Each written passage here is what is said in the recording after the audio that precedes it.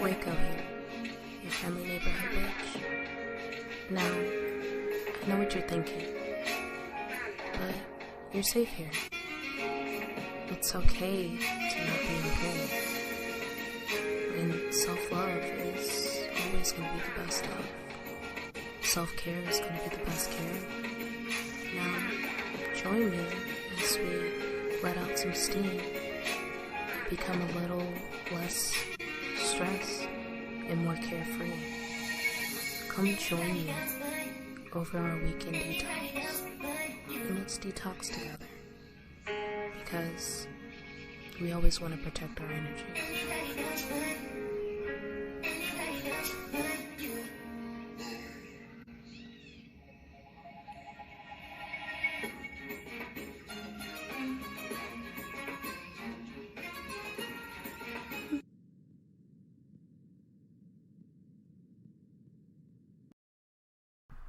Y'all always know that I love listening to literally my intro. I worked so hard on that shit. Hi guys. Hi. I actually look like I'm starting semi on time today. And I realize that my glasses are not on. Welcome to my podcast. It's your friendly neighborhood witch, Reiku. We're all about here healing vibes. And today I actually have a special guest with me. My uncle, which I'm super excited about. Why are you so excited? Well, because, you know what? You bring nothing but good vibes and good energies. So, yes, I'm excited about that. Super excited. That's all I'm about. Good vibes, good energy. I'm super excited about that. Because the fact of it being, I honestly realize that when it comes to my podcast, I want good people to come here and everything else like that. So again, welcome. This is Reiku's Weekend Detox, and I am very happy to have my uncle on here. You guys know that this is about mental health. This is about healing vibes and energy, and we want to make sure that people are aware that, hey, look, there is a lot of people out there who are talking about mental health. There's a lot of people who are about spirituality, and it is not just a few of us just floating around here. Unfortunately, my uncle does not want to be on camera, so it's just going to be me today.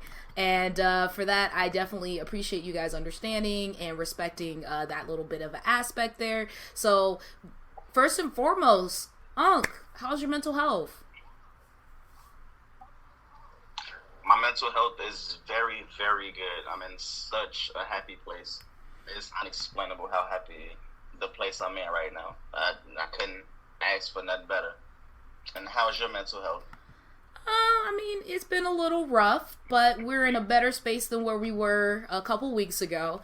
And honestly, it is to segue into the subject at hand today, which is I am healing, but I'm not healed. And that can go on different levels here. Somebody says they love the intro every single time too, so I gotta respect that. I worked real hard on that intro, just saying. First, before we go segue into the healing, not healed, do you want to give any little tidbit or information about yourself? You guys are not aware, but I am not at my normal location. I am at a disclosed location. Because for going forward, my podcast may be in different locations every single time, and you guys are just going to have to accept it if you're watching it on actual video on YouTube later or live currently on Twitch. So you're just going to have to get used to scenery change. Y'all might see me in a tropical place next time. Other than that, when you're in that tropical place, I'll be there with you. In that part. But Unc, do you want to tell a little bit about yourself? You know, let the masses know who you are and what you do and how you do it. I'm just a boring, everyday person. They don't want to know nothing about me. That's a whole lie and a half. That is a whole lie and a half, and I don't know why in the world he lied to y'all like that. I'm not really gonna give an intro, but they'll learn who I am and how I operate as we go on through the podcast. Yeah, that is a true thing. Now, the reason I asked my uncle to come on this podcast is because he's actually been helping me a lot with the healing aspect that I've been going through as of recently. If publicly I did announce that I did recently separate from my partner, who I was publicly actually posting up and everything else like that. Because you guys know I don't ever tell y'all about what's going on in my life and my relationships. Because first and foremost, it ain't social media's job. And I don't need people who was following me for thirst trap reasons to be like, oh, well, I got a chance, I got a shot. Doesn't mean shit. For a long time, people didn't know I was single for 4 years. And that it was on purpose. So, like I said, when it comes down to it, let's talk about what is the difference between healing and healed. Like, that was some of the questions that people have posed to me. What is the difference between healing and actually being healed? How do you know that you're healing versus when you're healed? I'm going to ask my uncle first before I give you the definition I found online. I'm sure you found it very interesting. That I didn't agree with either. We ain't going to talk about that, though. Oh, we're definitely going to talk about that. Oh, we are. So what is your definition between being healed and healing? So for me, healing is a journey. It's not a time frame on healing. What am I trying to say? You go through your hurt, you go through your pain, you go through, whatever mental anguish you got going on. You deal with that, you identify that you're having these problems, and then you begin self-care to fix these issues. Mm-hmm. And, while you self-caring and all of that good stuff and fixing these problems, you'll know when you're healed. You'll know after you accepted everything and you moved on, if that makes sense. That is true. So let's talk about me, how I identify this. Now, let me take a seat. So for me, and again, I'm giving you my idea. Again, this is my perspective. It may not be right. It may not be your cup of tea. It may not be exactly what you think the difference between healing and healed is. To me, healing is, again, a journey. It's something that you realize that, okay, there is a problem. I need to fix said problem. And it's within yourself. It could be traumatic experiences you went through. It could be heartbreak. It could be any single thing, like a loss of a job, mental health, depression, whatever the case may be. You sat down and said, okay, I'm tired of living in this endless cycle and I'm ready to change it. Now, mental health, of course, is going to be something that you're going to constantly go through in the rest of your life, especially if you're somebody who's clinically depressed, or you're constantly putting yourself in situations where you're constantly, making the wrong mistakes, because we're human. We're going to make mistakes. I tell people we have never lived in this moment at any point in time at all. I have not lived at 7:45 at 5/27/2022 ever. This is the first time I've ever lived this moment. I'm going to make mistakes. That's what I tell people all the time. I'm human, even if I tell people I'm magical. I'm black girl magic all day, every day. But I've gone through traumatic experiences in my life that I had to heal from, or I'm still healing from, because I'm still dealing with said things that happened to me when I was younger. Because it does still affect my relationships now. And I had to recognize that the reason I do certain things was because of the traumatic experiences I experienced as a child. And that is part of the healing / process. Now, will you ever be cured? Because there's a difference between healing or healed and cured. That's what the medical textbook wants to put through. And I just feel like it's going to be an endless journey. You're going to experience new wounds. You're going to experience new things in your life where you're going to constantly, have to heal from. So I feel like this just is a life experience. It's a revolving door. And it's a revolving door.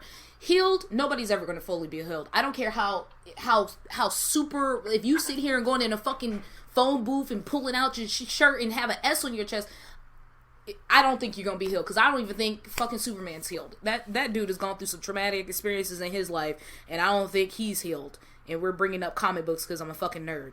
But you'll just be good enough to leave the baggage outside of the next relationship. Exactly. And even then, does that really make you healed? Because I thought me not punishing the next person in a relationship, because I'm like, okay, my whole mentality was, I'm not going to treat you like my last, for example, my ex-boyfriend, when I got into a relationship with him, I was dealing with somebody before him, and I didn't want to treat him as if he was going to do me the same way. I gave him the benefit of the doubt because he talked a real good game. Talking about, I ain't going to be weak. I ain't one of these men, because everybody knows me who's ever tried to shoot their shot. I am not for the weak. I will literally tell you, I'm going to shoot you down because I am not for the weak.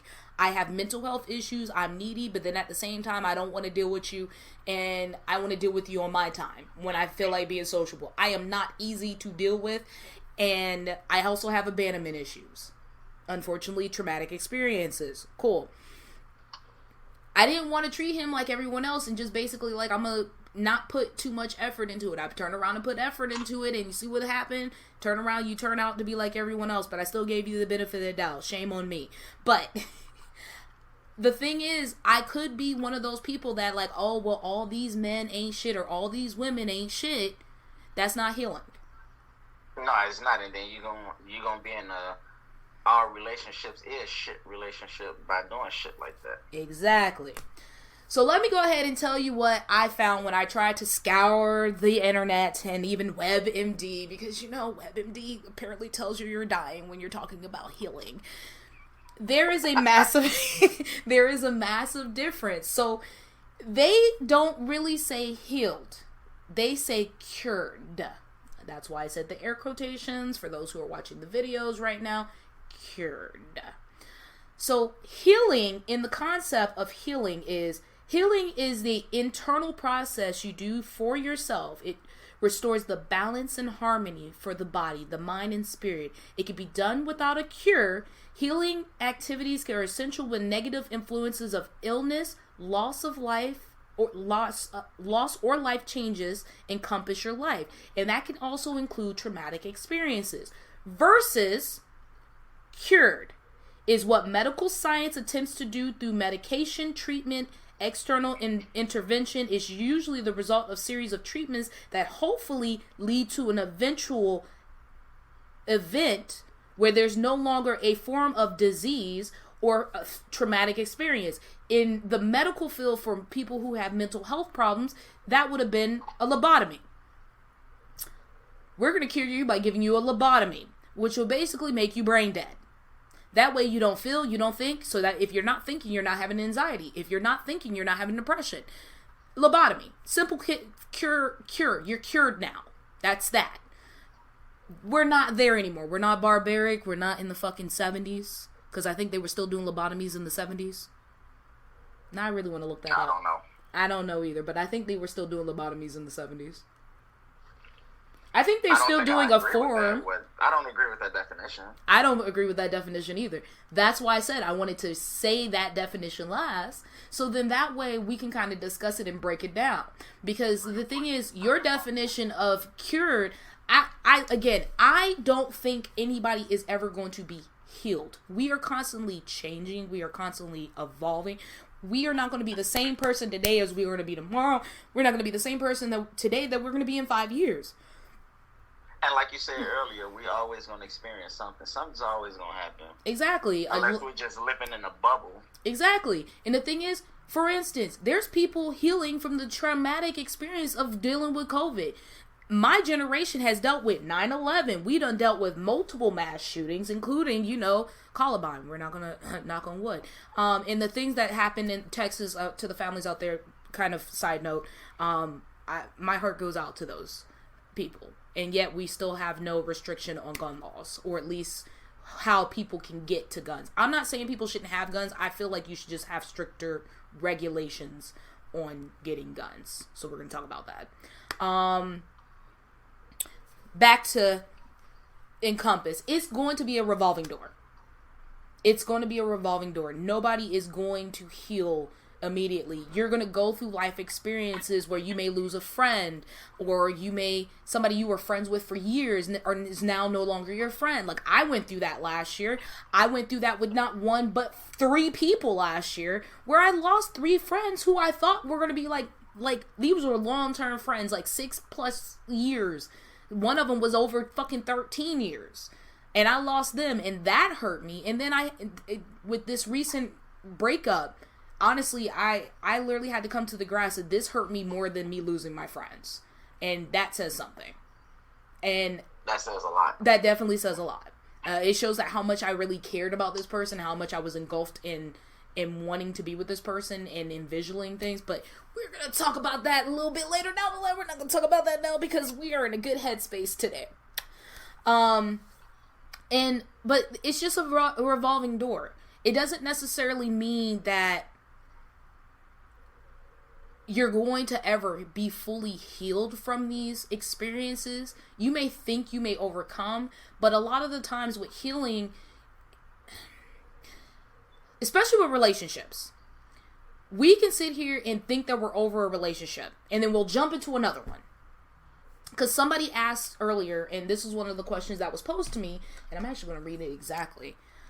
What is the most adequate time to start dating after a breakup?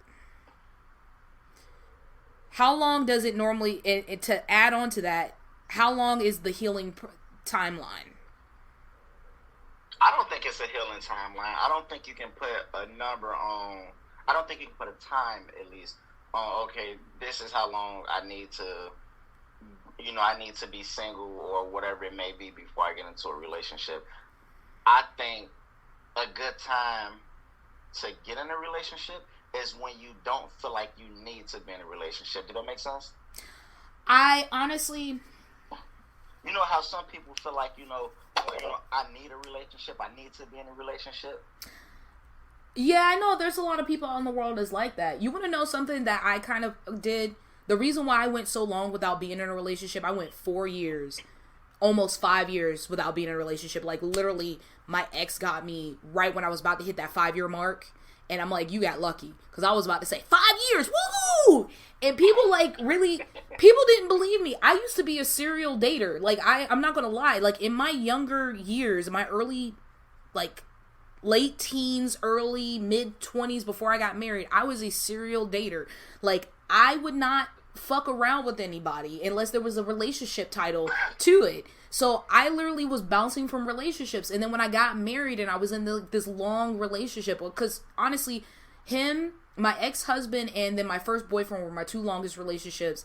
And I mean, I was in them for years. But then in between them, I dated multiple people within a small gap window. Because I think I stopped dating my first ex-boyfriend when I was 20, 21. And then I started dating my ex-husband a couple years later. But in that span, I dated 6 or 7 people. And it was short spans that I don't really I erased those out my mind because they were so short and none of them were memorable to me. Except for the dude I got pregnant by, which that was a whole mistake and a half. We're not going to talk about that either. But I feel like it's about what will be best for you.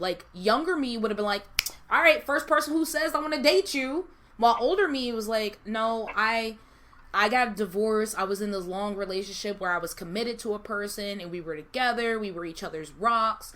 And I don't want to go back into that cycle of being a serial dater because I don't want to be somebody's girlfriend. I want to be a wife. I don't want to sit here and just bounce into relationships. And no offense, I did try to open back up. So the possibility of going on dating apps and, talking to people because I'm antisocial fucking. I don't like going out. I go to work and come home and play video games for y'all and then come. And that's literally my social battery. But I work in an industry where I talk to so many people, so my social battery drains. So you're you're not talking to that many people. I talk to a lot of people, over 1,000 people a day. To me, I tried the dating app, and then I was oh, dating sucks. People only just want to fuck. That's not what I want. I'm demisexual. And then having to explain to people what demisexual is to about 50, 60 people who match with you, and then they realize that they only matched with you because they just was I'm going to match with every girl, and one of these girls are going to like me, and then once you like them, they're unmatch. I'm really? Dating is ghetto today, nowadays, is ghetto. So I did try. I definitely did try to date. And then I stopped, and then it was weird because I got to a point where at the beginning of this year, the end of last year, I was I don't need to date anyone. The moment I felt like I didn't need to date no one, that's when my ex popped up. And that's funny how that works, because you mentioned just now that the moment you feel like you don't need nobody is when you find somebody. Yep. I literally, right before I started talking to this man in November, I told myself, I don't need to date anyone. I'm almost at 5 years, and I'm at that point of feeling comfortable being by myself where I don't feel like I need to be with anyone. I actually started writing out my whole planner. Like, I remember, like, a couple days before he actually added me on social media, I literally just wrote down my planner, like, my step-by-step, this, I need to go talk to my doctor about, you know, doing a solo pregnancy and blah, blah, blah, getting my information. And I literally, as me and him started talking, I started my process for my solo pregnancy, because I accepted at that point, I may not find anybody to have a kid with. I can just go through a solo pregnancy myself. And if you guys remember, I definitely did discuss in, like, prior episodes that at one point, I'm going to do a solo pregnancy because of my endometriosis. I'm going to do a solo pregnancy, and then if it doesn't stick, I'm getting a hysterectomy because I'm tired of the pain from my endometriosis. I'm tired of spending almost $800 on medication because my medication is $800. I'm not going to lie to y'all. It's not, and that's for 3 months. $800 for 3 months. It is not cheap having a disability at all. I'm literally struggling for my life. So that was my decision. And then I met this man, and this man said everything right. And even if I was a little bit skeptical, but he was the only one saying he wanted to date me. Everybody else who tried to approach me was just like not really giving me like full blown, I want to date you. I just kind of want to, they were giving me more like, I want to fuck you, or I'm going to see if you're interested in possibly fucking me vibes. One person definitely said, I want to be friends with you, but then they kind of fell off the face of the earth. And I'm like, great. But this man did all the right things, and that's what made me fall in love with him. Like, he said everything right. He was doing everything right. And then all of a sudden, I don't know what fucking switch happened. My uncle's been hearing this story over and over again. That's why he's quiet now, because he's tired of hearing the fucking story. He's been the one helping me heal this shit. And it's just like, I've only heard it like 32 times. Yeah, that's the reason why you've been calling me every day asking me about my mental and my spiritual. I get it. So it was just like, it kind of threw me off, because like I actually can tell people I honestly and truly love this man, because I fell in love with not just him but his kids. Like, I did everything respectful, where when I met his kids I was like, hey, is it okay for me to date your dad? Like, I'm a grown-ass woman. I know this, and I know for a fact and I've said this in prior episodes, that if I was going to start dating, I'm most likely going to date somebody who already has kids or established world, and I already know I can't be the center of their universe. Their kids are going to be. So I respected it, and I kept telling him, spend time with your kids. Spend time with your kids. I was very respectful when it came to that, because they're going to always be there.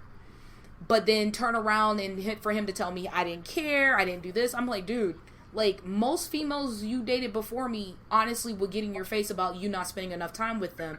While I'm telling you, I'm okay with the time you're giving me. You need to focus on your kids and focus on your goals. And even saying I was going to be supportive of him.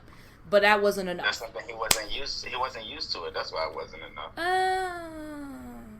You have some people, especially who are always stuck in their ways. They don't want to adapt to change. Yeah. Like, you have to adapt. You have to overcome things. You know, and that's a difference between healing. Yeah, it is. And if you're so used to bad, and you finally see good, it's just like, what the fuck is this? Like, why is this here? And then you're gonna push it away out your life. Exactly. Self-sabotaging. Oh, 100%. The thing is that I was sitting here telling my uncle, is like, there is a difference between pride and ego, which is actually going to be the next question that is posed, because somebody asked me, what is the difference between pride and ego? Unc, I'm going to let you take the floor on that one. What's the difference between pride and ego? Because I always tell you egotistical all the time, and then you tell me, no. Listen, I am not egotistical. I'm a very confident person. I'm confident in who I am. I'm confident in what I do. I'm a very prideful person. And what is the difference between the two? Me and you, not just playing. Oh? Did I just hear I shade?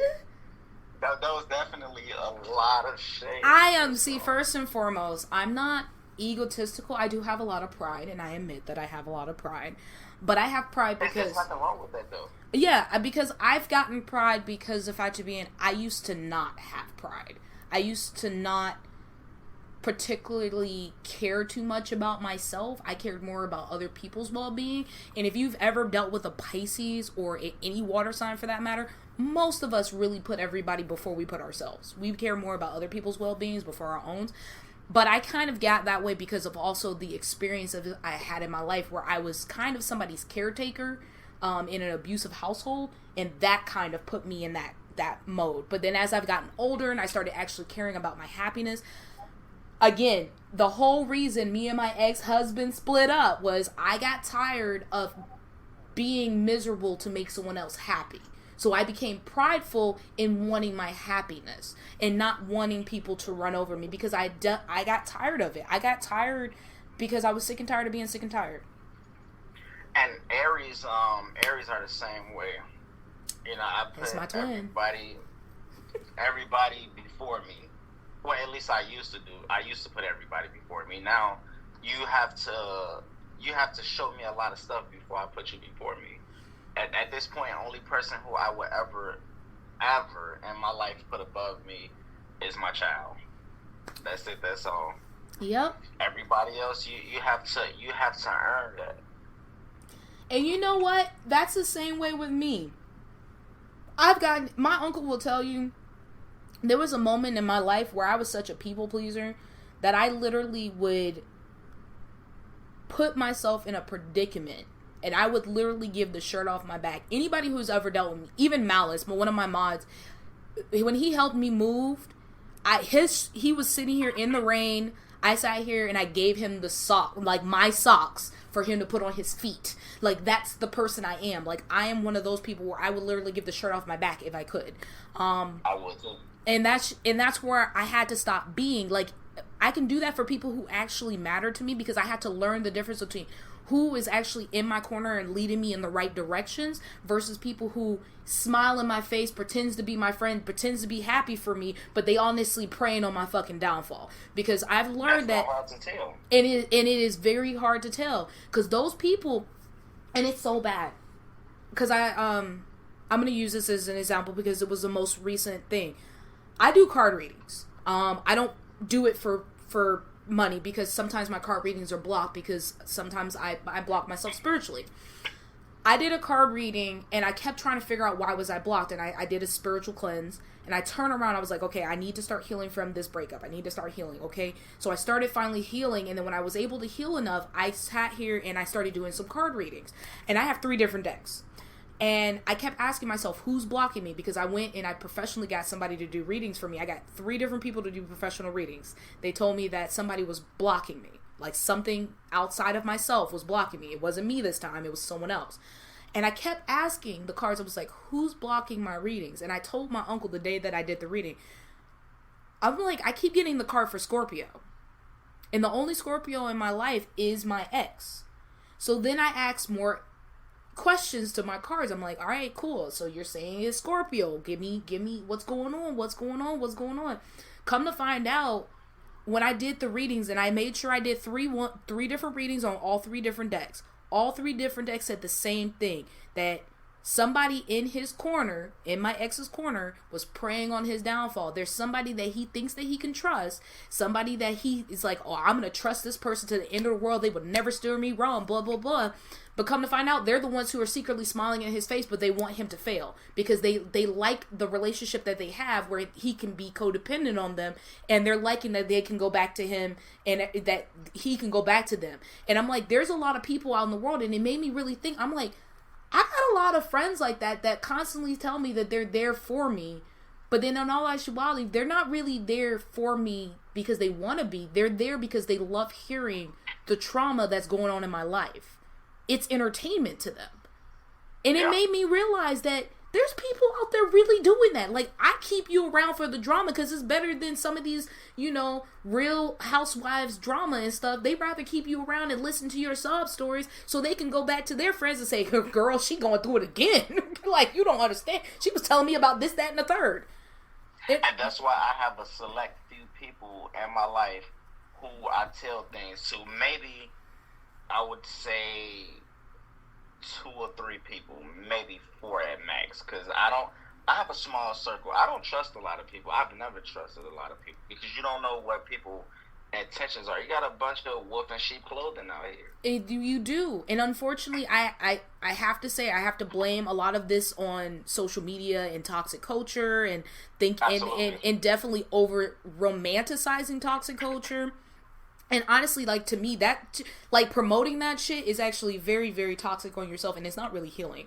The thing is, like... We had this conversation before, too, right? We did have this conversation about social media and toxic culture and how they're over-romanticizing it. Okay, so we're about to dive back into it. Let's go. So, the big thing is, like, that, and it's so bad, my ex-husband actually told me, because I literally, I wanted to go into that whole, I want to get over the hurt, this, that, and the other, this, that, and the third. So I called my ex-husband. I also called my uncle. I was like, yo, I don't know what I want to do. I don't want to feel this no more. I'm like, maybe I'll feel better if I get under somebody. Like, I don't normally say that. Anybody who knows me knows I don't normally say that because my whole thing is I'm still demisexual. I literally have to suck up my pride to want to have sex with somebody. And if I do have sex with somebody, it's somebody I've already been with existing, or is going to end up being somebody I'm going to have to... in my mind, I'm not going to be in the moment, if that makes sense. It's going to be a physical transaction, but I'm going to be mentally somewhere else with someone else. Yeah. And my ex-husband was like, no, don't do it. It's toxic, da-da-da-da. And you don't, that's not really healing. My uncle joked for a minute, talk about, yeah, you should go be a hoe bag. And I'm like, don't do that. And then turn around, and then he was like, no, you're going to regret it later. So ultimately, that's why I've just kind of been to myself, and I've been kind of just going back to dancing and using that energy that I would have used to possibly go mess around with someone else to kind of just get back to myself and realign my root chakra and like all my chakra at this point, whereas my voice, my vocal and everything else like that, because why not? If I'm not using it, in the healing process. And I'm in the healing process. And honestly, it's a lot healthier going down this route, because younger me would have been like, all right, cool. Who can I hit up in the Rolodex? I'm dating myself right now. Who can I roll up in the BlackBerry? You to my Rolodex. How old is you? Shit. Older than your ass, apparently. Clearly. Honestly, my uncle's Black Book old. No, just, BlackBerry old, bruh. Blackberry was Black Book. Blackberry, bruh. Blackberry. We going back to Blackberry. We going back to Blackberry. That's what we're gonna do. But ultimately, that's just kind of where it is. And the best thing I can go ahead and say it is like this. Younger me, I'm proud of where I am today versus where I was when I was younger. Younger me wouldn't forgive you. Younger me would be mad, be upset, try to find out the reason why, and constantly hound you to get a resolution or some kind of stuff. And older me is just like, you know what? I have to just accept things as they are and control what's in my means and controllable. You understand what that is, right? It's growth. Exactly. And here we are. Growth. Because the thing is, even I could point out to you, I've always been a firm believer of this. A blind man can see more than a man than sight. And what I mean by that is I can see more on the outside versus you on the inside looking out. So I can see what's going on the outside and what you're portraying, but I can't really see what's going on internally. So I can tell you what you're projecting to me, and you can only tell me, well, that's not what it is. One thing that I can say is I use my most recent one, and this is why my podcast is like the way it is, because y'all like listening to my drama. My ex, he told me that he didn't really love me, and this is the shit that pissed me off. He was like, I really didn't love you because I didn't love you the same way I loved everyone else. And I'm like, what was the thing that you told me, Unc? Shit, I can't remember. The thing that, well, I'm going to tell you what it was like. To me, that sounds like growth. Because honestly, yes. If you're loving me differently than how you loved everyone else that failed prior, that means you actually cared enough that you wanted to change a formula that was failing to make it successful. So when you meet everybody you meet, what's the first shit, let me think of how I'm trying to say this. Take a moment, breathe. Okay, so when you meet, didn't tell me breathe. When you meet a person, what's the first thing they give you? What do you mean? They give you their representative, right? What do I mean by they give you their representative? They give you who they're portraying to be. True. That's always the first thing you see about a person. Oh yeah, that's why they say that usually within the first 6 months to a year you don't really know a person. It takes about 6 months to a year for their true colors to really start showing. Yep, and I hate that a lot of people, they give you a representative instead of who they are. Oh no, I come up straight out the works with the labels. Look, this is what you're dealing with. Do you really want to keep going? Because I don't want to waste your time nor mine. I'm too old. Time wasted either, because time is precious and time you can't get back. That is true. And the thing is, like I told y'all last episode, you never know what a person's going through. So time to somebody is more valuable than gold and money. We so busy chasing bags nowadays that sometimes we don't realize that happiness doesn't come from material possessions. And the thing is, like the whole, I'm a. Go ahead. I'm sorry. I'm a very materialistic person, but my happiness comes before all that shit. That is true. The thing is, because at the end of the day, that shit ain't gonna make me happy. It'll make me look good, but I mean, what's looking good if you ain't happy?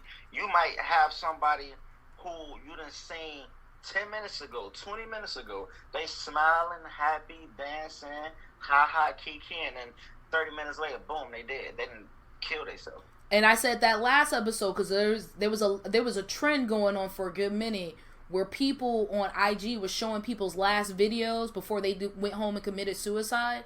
Suicide warning trigger, guys. I'm so sorry. But there was a lot of videos that I kept seeing pop up on social media where people were literally showing people's last moments before they died. And they sit here being the life of the party. Then they go home and kill themselves. The thing is, that can go back to the whole thing is, what is technically the American dream? We can sit here and say, oh, have a big house, have, a wife, have kids. The American dream can be different from everybody. But the thing is, happiness doesn't come from material possessions. There was a question that was posed out saying, would you rather be a millionaire and miserable, or would you be poor and happy? I'll be poor and happy.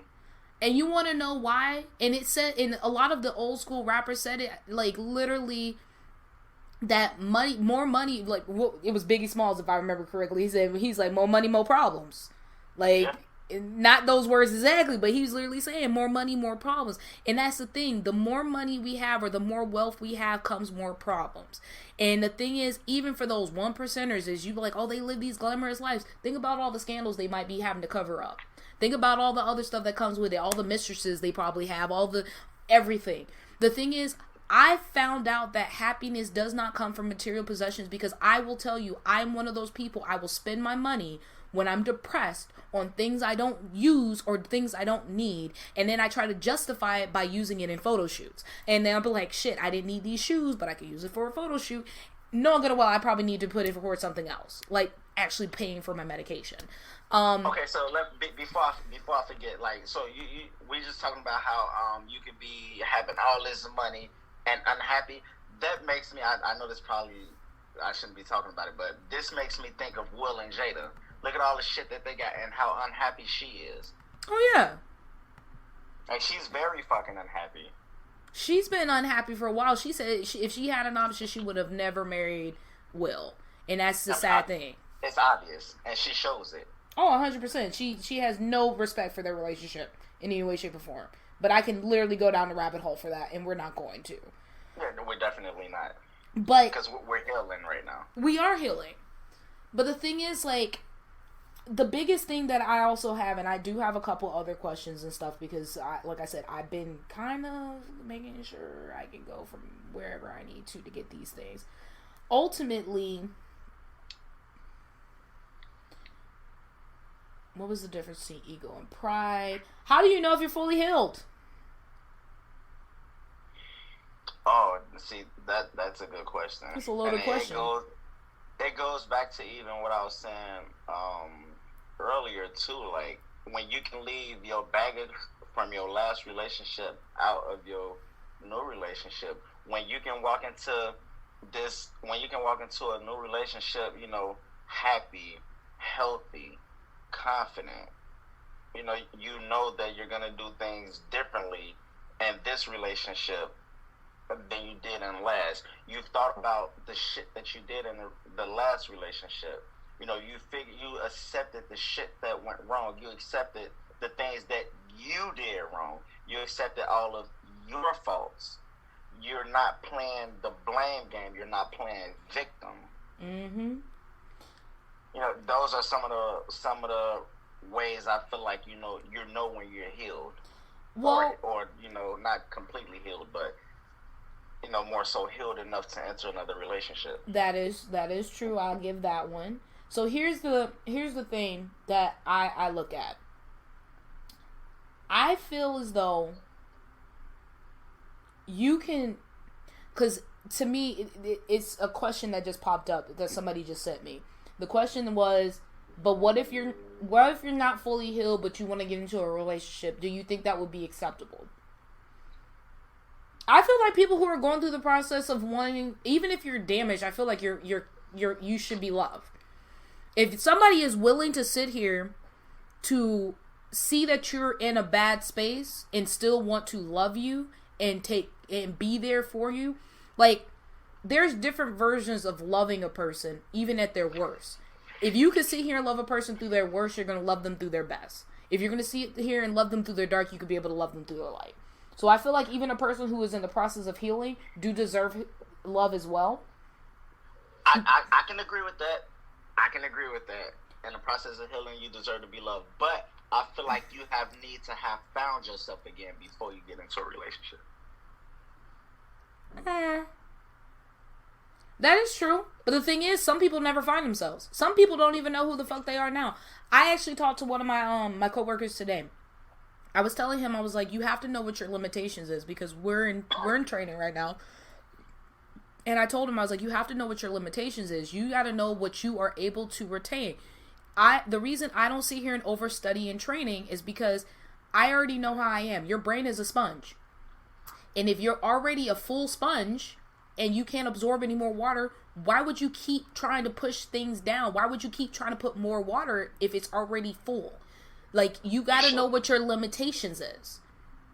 Now, okay, with that being said, you said some people don't find themselves. If you don't find yourself and you haven't found yourself, how can you have time to focus on somebody else if you don't even know who you are? That's true. Or if you're not even trying to figure out who you are. Yeah. The thing is, though, a lot of people think that they know themselves, and at the end of the day, they don't.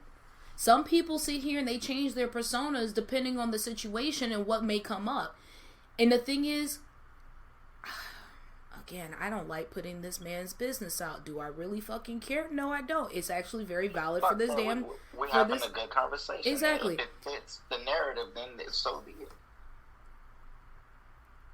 The thing is, my ex is a lover. He's 100% a lover, and he's a fighter. He believes in what he is, but then he decides that he wants to be an asshole and be selfish.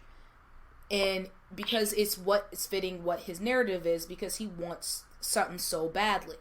The thing is, you're going against your own better nature to portray and be this person that you're really not. I tell people, no matter what, always be true to yourself. Always stand your grounding. For me, I could be part of the bitter bitch brigade about the whole situation, but that's not who I am. I'm not going to be someone I'm not for anyone. And even then, there was an altercation in our relationship where he wanted me to be more aggressive and more angry and, you know, like, oh, because I told him I rarely get jealous. I really don't. I don't particularly care to get jealous and stuff like that. But there was a moment in our relationship I actually displayed jealousy. And I'm like, this isn't normal for me. I don't normally get jealous for any reason. And then he told me, like, we got into it because he was like, if you want this, you need to be this passionate. You need to match me. I'm like, no, I don't need to match you. I was angry in my teens. I was a very angry person. I didn't like who I was. It didn't make me happy. If anything, I have more health issues then than I do now. I was in the hospital a lot more when I was angry all the fucking time. And I don't like being angry. I don't like how it makes me feel. Like, now it doesn't, like, that's how I know for that part of me I've healed. Because to me, even being angry for more than 24 hours doesn't make me feel good. Like, it makes me sick. Like, I don't like feeling like that. So you're trying to force me to be this way because he's so used to toxic relationships where people are arguing and going back and forth with him. I'm like, dude, I'm not about to argue with you. And I've said that on numerous occasions with him. I was like, you just waking up and wanting to argue. And I'm not in the mood to argue with you over something that's stupid. Like, this isn't a battle I want to have. And again, I've said this numerous times. Dating someone who's used to toxic relationships and being the first healthy relationship is not for the weak. You know, like you was talking about earlier, the toxicity is glorified. It is overly romanticized, overly glorified and romanticized. Like, oh, I want some toxic dick from a good man. No, you just want a toxic relationship because you can't get toxic dick without getting everything that comes with it. I don't care how you slice it or how you want to put it. You're not going to get the quote-unquote toxic sex without having to deal with the toxic everything else. Fucking with me, your toxic ass gonna be single. That part. Because I don't do that shit. I don't have time for that. First and foremost, the whole idea of slashing somebody's car, breaking their window, and all that other shit, stalking them, no, I don't need to do all that. The thing is, with my ex, I literally would tell him, like, I have given him no reason to not trust me. I was on the phone with him all the fucking time on all my trips. I literally would video call him to go to sleep every night. He had my location because I am somebody who travels a lot. So he had my location. He knew where I was at all fucking times. Because it's a safety thing for me in case something happens to me. There's somebody who knows where my last ping location is. But he's so used to being in a toxic relationship where people were lying to him and saying other stuff. And I'm like, I've never lied to you. I'm never going to lie to you because lying takes too much work. And I'm low-key lazy. And you gotta keep lying and building on top of lies, on top of lies, on top of lies, and then you forget the lie you told, and now you gotta lie again. Like, fuck off. No, I ain't got no efforts for that. I've literally told my exes in numerous occasions when they were like, "Hey, did you give your number to so and so?" I'm like, "Yup," because I ain't got no reason. I'd rather you be mad at me for telling you the truth than versus anything. And the thing is, my mom, despite everything we've gone through, my mom was the one who got me started like that. She was like, "I'd rather you tell me the truth versus lying to me, because if you lie to me, the punishment's going to be worse. At least with the truth, you're still going to get punished, but you may not be punished as long because you told the truth." So I've always been a truthful person, and I said it because at the end of the day, when I did lie, I got my ass whooped multiple fucking times, and it just got to the point where I'm like, you know what, I'm done. It just reminds me of the boy who cries wolf. You sit here and lie so fucking much, by the time you really tell the truth, nobody ain't gonna fucking believe you anyway. So why the fuck lie? I ain't got no time for that. I ain't got no patience for that. And again, I'm too low-key lazy. Yeah, it's too much. So, the thing is, for me, it's like understanding that healing is it's a revolving door.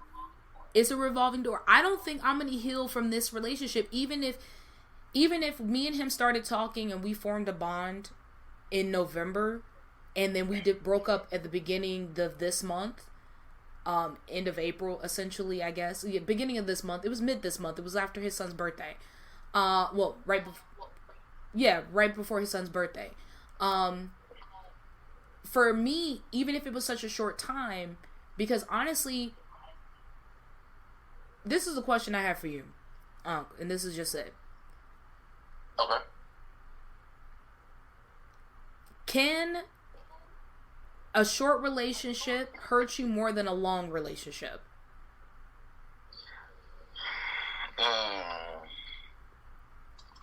I don't think So I feel like it just depends on the bond that's created within that time.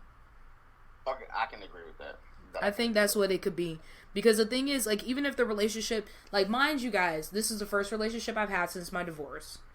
And it was the first person I opened up. Like, again, I have tried to talk to other people in the 4 years, but it was their relationships? No. This is somebody, like, I full-blown opened up to, tore down my walls, full-blown admit that I loved them in less than fucking 6 months, because I don't ever tell nobody I love them before 6 months. Like, I literally... And I actually committed social media suicide as a model, which is I promoted and showed that I'm dating someone. Which, if you know that most of your social media fans like the idea of the possibility of dating you, I committed social media suicide for this person. That means I really care about you. And he kept questioning, like, did I really love him? I'm like, bruh, I want you to meet my family. Like, what the fuck?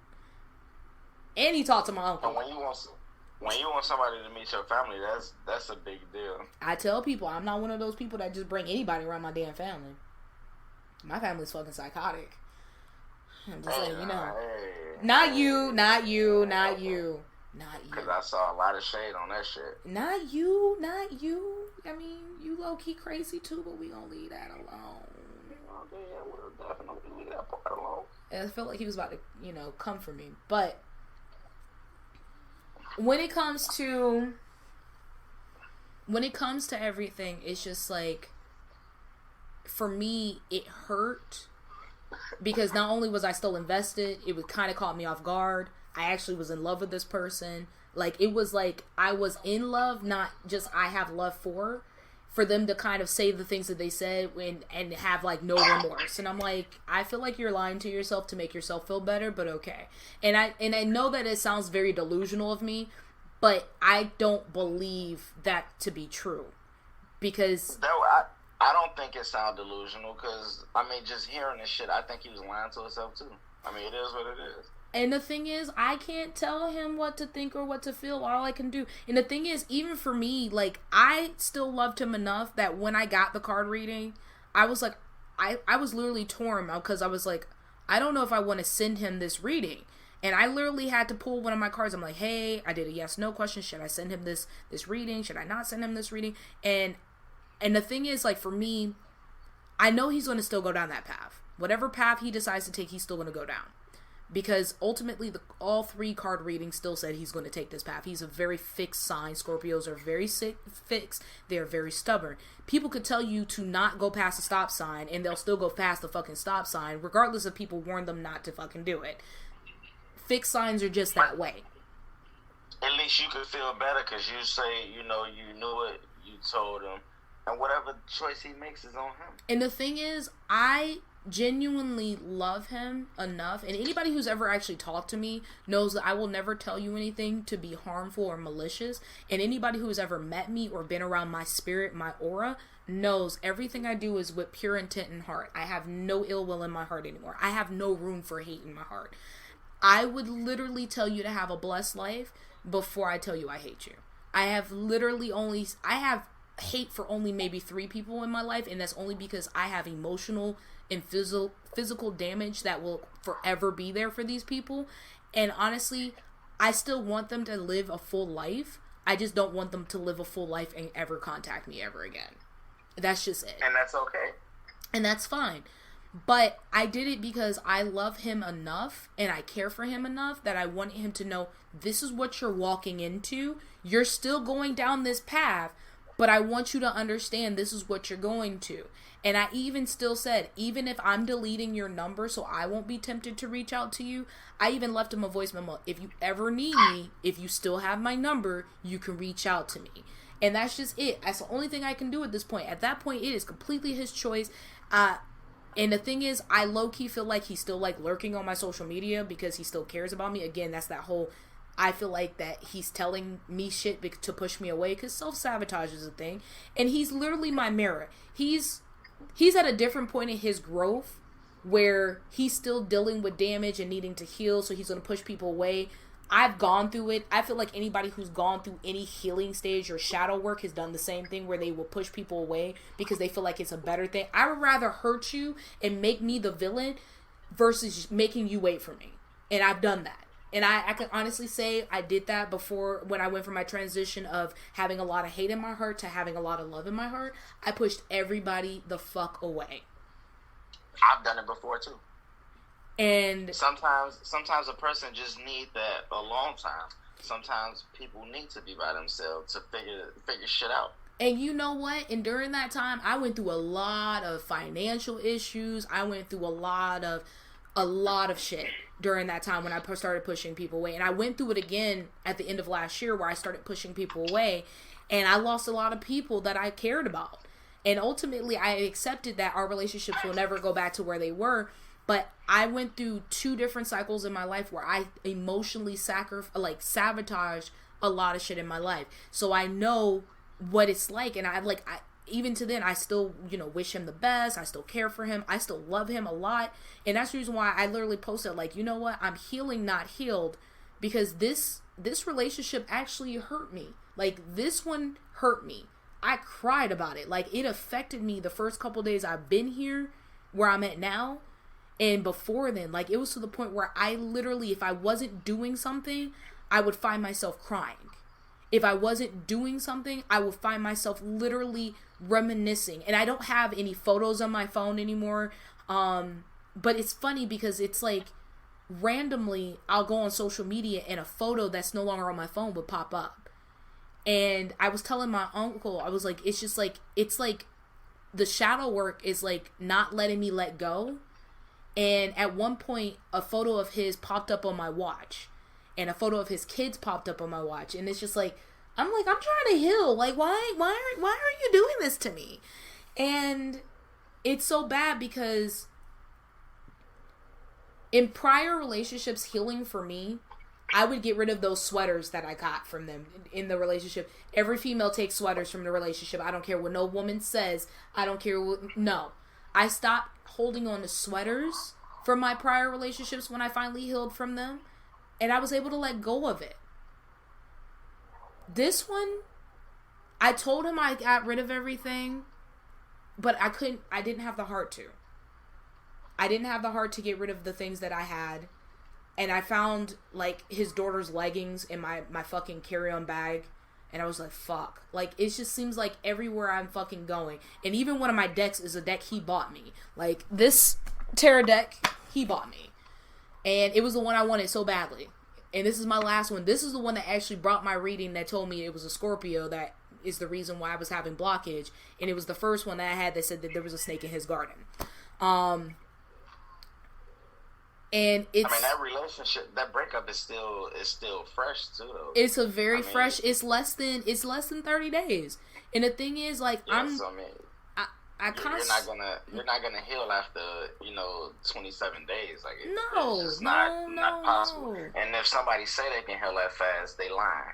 Oh, they will be a lie. I more or less in other situations, in other relationships I've ever had, or other things that I thought I was catching feelings, I can literally numb myself and put myself in work. But it's to the point where I find myself literally wanting to call him. It's it's to the point where I want, because he became my best friend. I'm not gonna lie, he became the person I would run to want to call and talk to. So it's kind of it's weird. It's an empty void there where I don't have a person I can just call whenever I want to. This is the person I was falling asleep to every fucking night for more than 3 months. And he helped me find my apartment, and he was there. How can you just throw that away and tell me you never loved me? And you even told me that I'm gonna love you differently than I did any other person, because I don't want to have that toxic way anymore. And then turn around and tell me you never loved me to begin with because you didn't love me the same way. I'm no, it sounds like you did love me, that you loved me enough that you wanted to change who you were. And you just don't want to accept that I'm right. I probably still love you. Yeah, he will never admit that. I probably 100%. I've accepted that this is where I'm at. And even if the cards say that he's going to come back to me, I honestly feel like if he knows that he's coming back, he will just because he doesn't want to be proven. He doesn't want to prove me right or the universe right. He's probably going to go against it. It's just that. Every card reading I've ever done for him has been accurate. I knew his card was going to break before it was. I knew he was going to run into financial issues and that he needed to literally trust in the support he has. And he didn't want to listen to it. And so he decided to go against it. So he's going to decide. And me, on the other hand, I've actually used this time to realize that, you know what? The universe is putting me where I need to go. Yes, it hurts. It's not going to fail you. Yes, it hurts. Does it suck? Yes, royally. Do I want to cry in a corner every fucking time I want to? Yes, I do. I be telling my uncle, I'm like, I just want to go cry in the shower. You like, go cry, and then you get your ass up and call me back. And I'm like, okay. Suck it up, buttercup. It'd be all done. It's suck it up, buttercup. But the thing is, like, I realized that, like, I sat here and I've gone out and I've had fun with people and interacted with people, got out my room and, you know, did things. I started reading again. I've started focusing on researching again. So it's not like I've not completely healed. And honestly, my face has gotten a lot clearer because of that relationship. Like, I've taken time. One thing I can honestly say, another difference between healing and healed is when you can look back at a relationship and take away the good you had from the relationship versus looking at all the negative. I feel like that's another form of healing. You can sit here and say all the bad that happened in a relationship. Oh, well, we argued all the time and we did this and we did that and we did this. But then if you can look back at the relationship and look at the good that came from it, like, it's so funny. I sat down and I was talking to my work wife today. There was a girl who came up to me the other day, like, because it was around lunchtime. So lunchtime for us can run between like 12 and like 3 and stuff. I come up and stuff. She was projecting because of a lot of the activities we have to do. There's tests for us to keep our certifications. She comes up to talk about, you are up here. I need you to come down here. And I sat here and I told my work wife, I don't want to fuck with her no more because she's telling me to dumb myself down. Which is something that my ex told me was like, I don't want to have to dumb my energy down for someone I'm dating. I'm like, I have no problem with your energy. It's just that you pick random times to do it, and I'm literally just coming off a plane, and I have no energy to give you, and I'm running off reserve energy, so of course I can't deal with it at this moment because I have no way to deal with it. I'm gonna let you be you, but I'm gonna just look at you like you're crazy the entire time. But I'm not gonna say anything to oppose it. And I told her, like, just like, and it's literally like about two hours ago that I said that, you know, I don't want to have to dumb my energy down to please anybody. And then I literally looked at her and I was like, fuck Stanley. Like, I literally just said, fuck Stanley, like, literally out loud. And it wasn't like a fuck you. Like, it was like, fuck Stanley. Like literally, because of him, I don't feel like I need to change who I am to please anyone. And you shouldn't have to. If you gotta change yourself to please somebody, I mean, at that point, you're being fake. Exactly. It's like that what the fuck is that saying? Fake it till you make it? Like, no, no, I'm not gonna do that. And the thing is, like, that's something I learned from the relationship. So, for me, at this time, yeah, don't get me wrong, I miss him. I miss having my best friend because when you get into a relationship with me, I make you my best friend. Like, you're my best friend. You're the person I come to. So, when my friends come to me for shit, I'm going to him to be like, hey, so this is what's going on. I need some advice. What would you give me on insight? Because maybe you can see it from a different perspective. Like, I'm not one of those friends preying on your downfall. I may go to my partner to ask for advice from them because I trust their input. And he has really good insight when he's not being a fucking dick. Or a butt nugget. I'm going to say that because I might still have kids listening. Basically a piece of shit. You know, it's literally that. I have a friend, she's not even a kid anymore, but she was a kid I used to watch. She used to say, you're being a butt nugget. I'm like, what is that? And her mom would be like, she's saying you're a piece of shit. I was like, I'm going to use that. That's cute. Now she's 18 and now she can say shit. So there we go. But the thing is, it's like, when he's not being a butt nugget, and it's like, you are being so rebellious because you don't want to hear anybody's own advice, or you are so full of yourself that you only smell shit, so that's what you want to come and spew out. But essentially, I would come to him about advice when I'm giving somebody advice. Like, I'm seeing it this way. Maybe you can help me have another perspective. Like, how would you help me advise this person? So I'm not preying on your downfall. I'm more or less, I need more guidance to give you better advice, because maybe it's a situation I've never dealt with, or I don't want to give you advice on how I would deal with it. So that's what I would go to someone else versus like, oh my God, so-and-so is going through this, that, and the third again. And God, I don't think she's ever going to get it together. No, I'd be like, hey, so this is what someone's going through. I don't know what kind of advice to give them, because at this point, I'm kind of up wits end, because they're going in a repeated cycle. And I don't want to be an asshole about it. But he was quick to be like, I'm going to be an asshole. I'm going to tell them the tough love part. While I'm still like, I want to be nurturing. You know, I want to tell you everything's going to work out, girlfriend. It's okay. But see, a lot of people don't realize, too, that tough love shit is the best remedy. Can't handle that. Not everybody can't handle tough love. Oh, no, 100%. 100%. That's how some people hurt themselves, because they can't handle tough love. You know, they such fucking cupcakes. It's just like, you know, tough love is like, oh, you're being mean, you're being a dick. Like, no, I'm telling you this because I love you, and I'm not trying to be soft on you. But some people can't handle that shit. I'm a cupcake. God damn it. You're no fucking cupcake. I am a cupcake. Fucking liar. But I am. I'm a sensitive ass bitch, okay? Oh, okay. Tell your listeners that bullshit. So before we started this podcast, I was sitting your ass shows violence. I am healing, not healed. I tell you guys all the time, like, I am not perfect. I'm just gonna guide you, because I'm on this journey with y'all. I'm just on a different part of this journey. So I was sitting here telling my uncle as I was getting the lights together, I was like, whoa, I am shiny. This light is literally coming on me. God, my forehead is shiny. I should have put some makeup on. He's like, I thought you were gonna beat your face. I was like, yeah, I was gonna beat my face, but then I was like, nah, I don't want to beat my face like Sharkeisha. And literally, that was what I said. Didn't even think about it. It just came out. I was like, I'm choosing violence today. Oh, I need to go back to healing.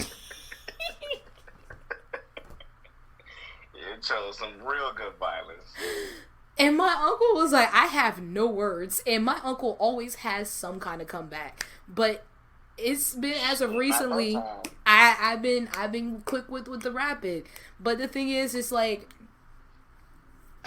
I digress. Again, I'm healing, guys. I'm not healed. I am not perfect.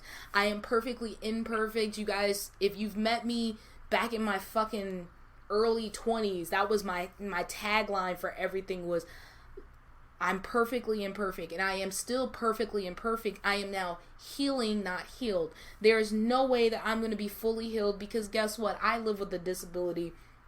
I live with permanent scars on my body. I live with the traumatic experience from past relationships. Am I sitting here and all those things should be a reminder of the things you went through to make you be better. And the thing is, though, it's so funny. Like, my work wife finally heard the things that I've gone through in my life, and she's like, honestly, I feel like you're one of the strongest women I know. I was like, honestly, I had to force myself to get here. I wasn't living for myself for the longest, and that's why I was so angry growing up. I was not living for myself. I was living for everyone else. I was literally surviving to make them choke on my survival, because they didn't want me to survive. I was literally that kind of asshole. Like, I'm only surviving out of spite. Because you basically told me you didn't want me around, so now I'm surviving out of spite. And I had a lot of hate in my heart. And now, because, like I said, I was in the hospital a lot more.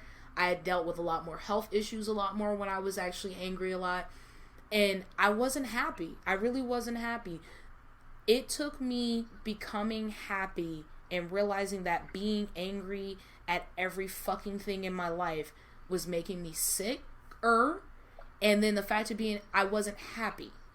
And even if, like, this situation with my ex hurt me, I want him to be happy. I'm happy. Like, despite everything else, even if I'm having my sad moments, I'm happy because I learned so much from that relationship that I am ready to get back in a relationship and be in a dating field. I am capable of loving full-heartedly to somebody. I am capable of being patient and dealing with somebody, and despite everything, and loving someone. And also, I also got to see a lot of stuff that I didn't know. Like, I learned a better face routine for my face, because if you guys don't know, I've been dealing with my face breaking out a lot since I hit 25.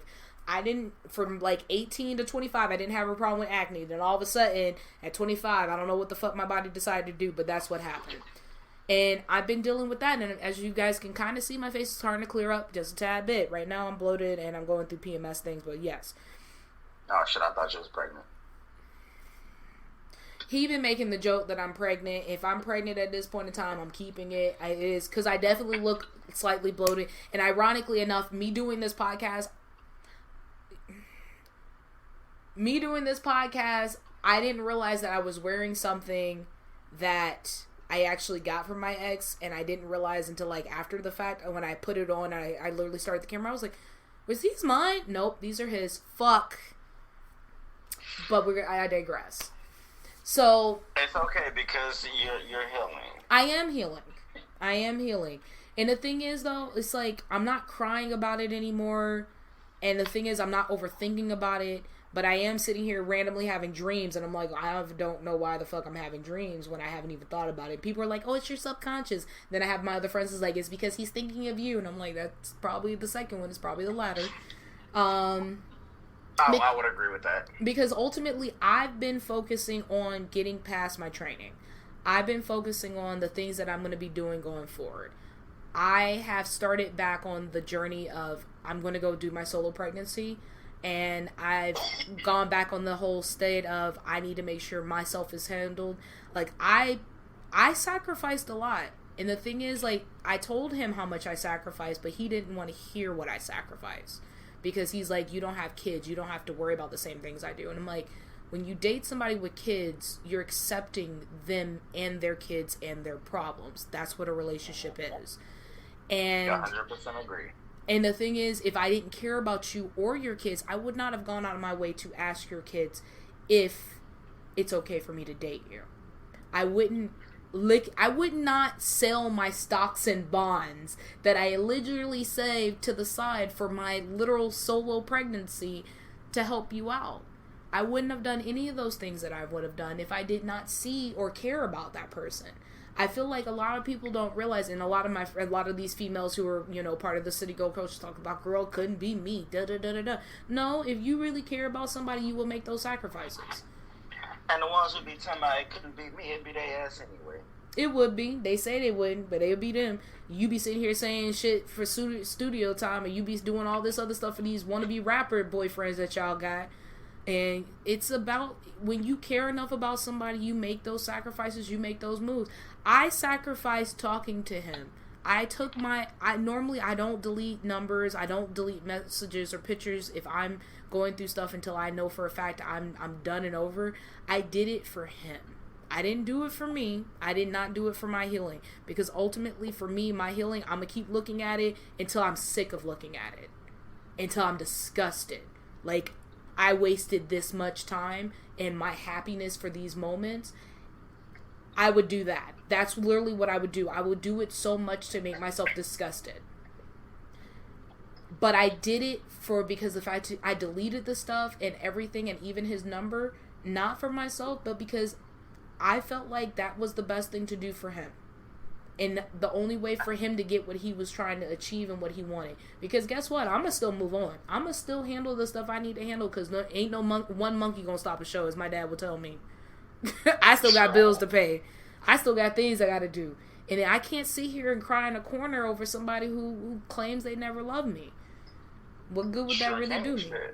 Grow some balls. Shut up. Oh, my bad. Shut up. Look, I'm a sensitive cupcake, okay? We'll cry in the tub later. I guess you is right. You is a cupcake sometimes. Man, I'm not going to let you sit in the corner and cry anyway. I'll drag your ass out. Come on, we about to go. You and my damn cousin. My A1 since day one. I swear to God. But and if I can't drag you, I'm going to give you money and tell you to go. That is true. And I'm gonna tell y'all like this: you can't tell a person how long it takes them to heal from anything, even if it's something that's less than 3 months, or because even then, there was a whole Twitter timeline thing that some people met each other within 3 months, was married within 3 months. Like they met each other and within like 3 months to 6 months they were married.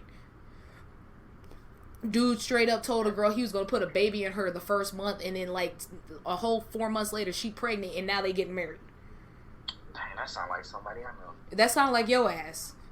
Damn, I've never done it. I said it, but I've never done it. But then again, at the same time, that was the whole thing in my relationship too. My dude was literally like, I'm gonna put a baby in you because you want a baby anyway. And I'm like, bet. Cool. Say less. Save me $800. Because sperm is expensive.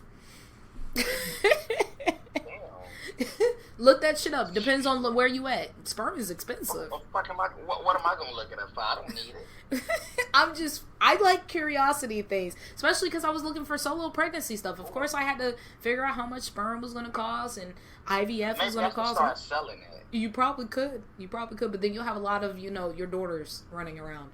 Oh, fuck that. I'll save the world some trouble. So, the thing is, everybody's healing's different.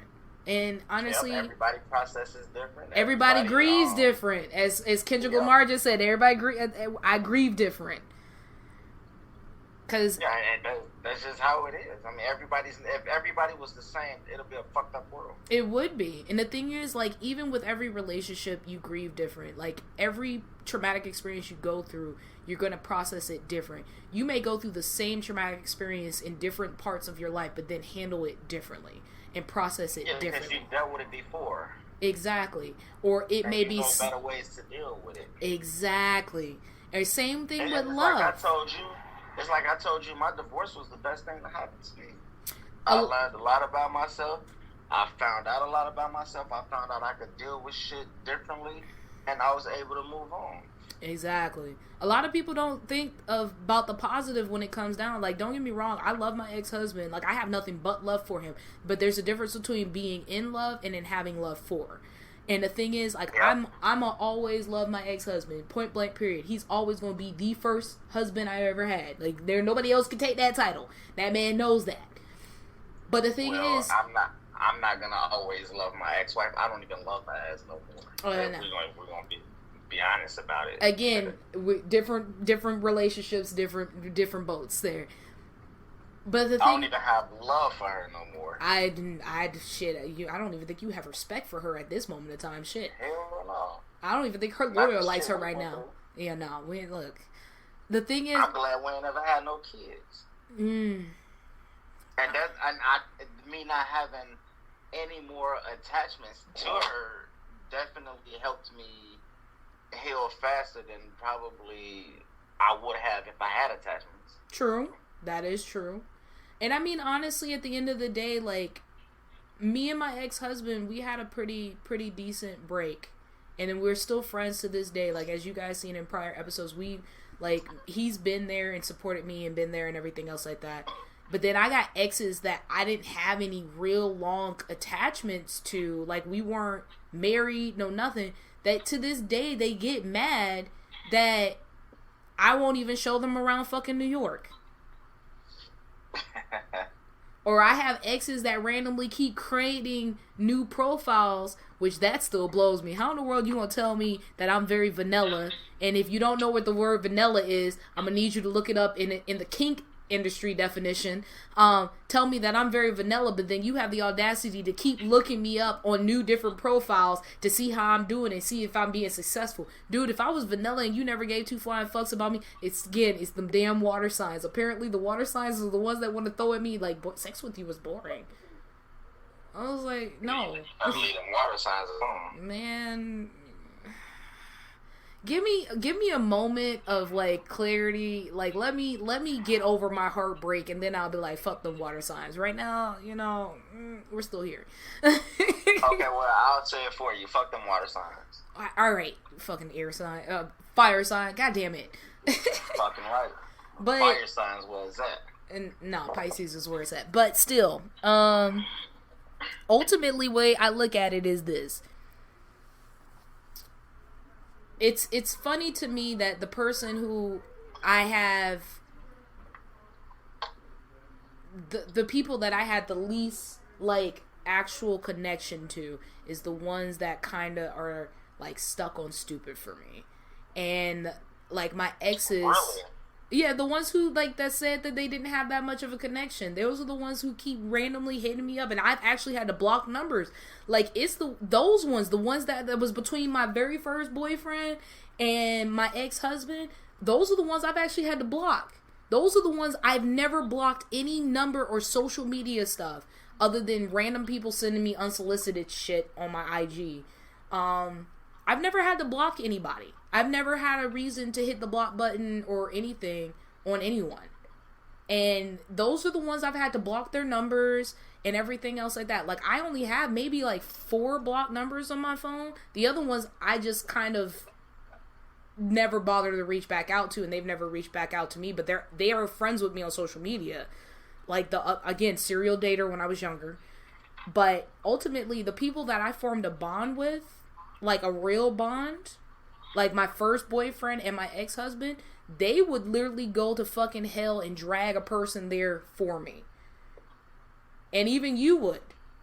And the thing is, it's... You know I would. I know. Because when I went through all the stuff that I went through earlier this month, my ex Kyle, which is my very first boyfriend, and then my ex-husband both went out of their ways to either help me, or they, like, my ex Kyle was like, do I need to make a trip all the way onto the other coast to beat someone's ass? Like, when he said what he said to me, he's like, do I need to make a trip over to that other side of the coast? Because I will. I was like, you don't need to. Same thing I said. And same thing you said. And you said, we going to link up together. And I kept telling both of y'all, look, y'all don't have to do that. I don't need y'all to do that. And when I tell people, I'm not worried about me hurting you. I'm worried about the people who don't play about me hurting you. But then again, my uncle will tell you, he's like, bruh, I think you're the crazy one, and in order for me to even get to them, they have to manage to survive you first. I'm like, if I get to the point of crazy, I never cared for you. If I get to that point of crazy, I never really cared for you. I want to see you suffer at that point. Again, I am healing, not healed, and I've gone through some shit in my life. I used to be a very, very vindictive and hurtful person. I have done some shit in my life that I am not proud of. And it doesn't mean that that part of me is completely gone. She's just very tamed now.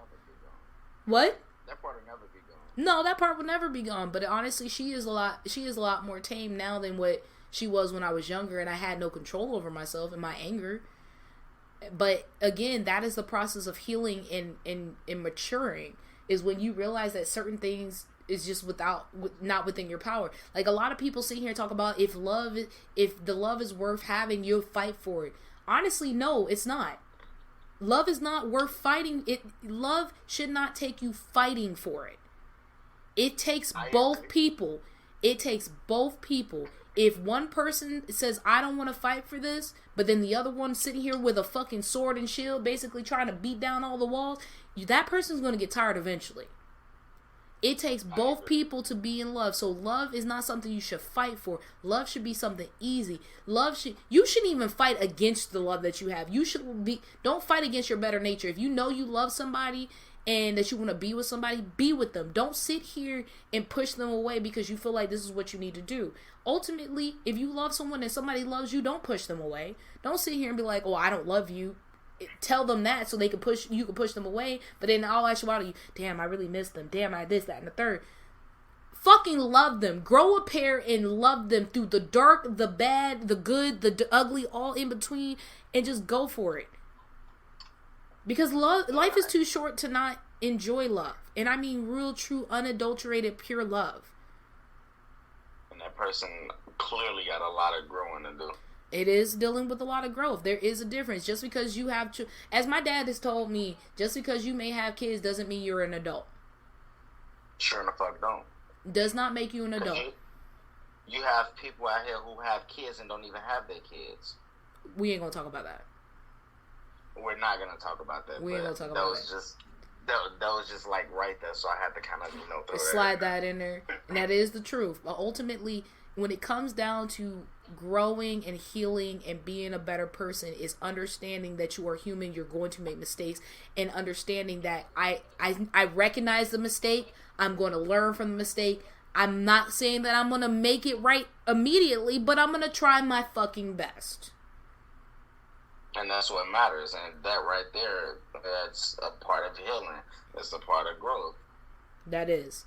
And ultimately, that's the thing that I have to remind people, is that growing and healing is a different ball field. It's about being a bigger and better person. And ultimately, I hope somebody takes something from this, because there's no way in hell anybody's going to be healed tomorrow. No, it's not possible. Some people take years to heal. Some people do. Some people do. You could have one traumatic experience that only lasts a day, and it may last on you for years. Because, I was traumatized the other day, but we ain't going to get into all that. Look here. You know what? Leave that traumatic experience alone. We're not going to talk about it, because you sat here and would not let that shit go for hours. Every time I called you back, man, I'm still traumatized. I don't want to talk about it. I'm like, bruh, I would have took it as a compliment. I don't know what in the world. But we ain't going to talk about that. That wasn't no compliment. That was an insult. She wasn't even cute. No.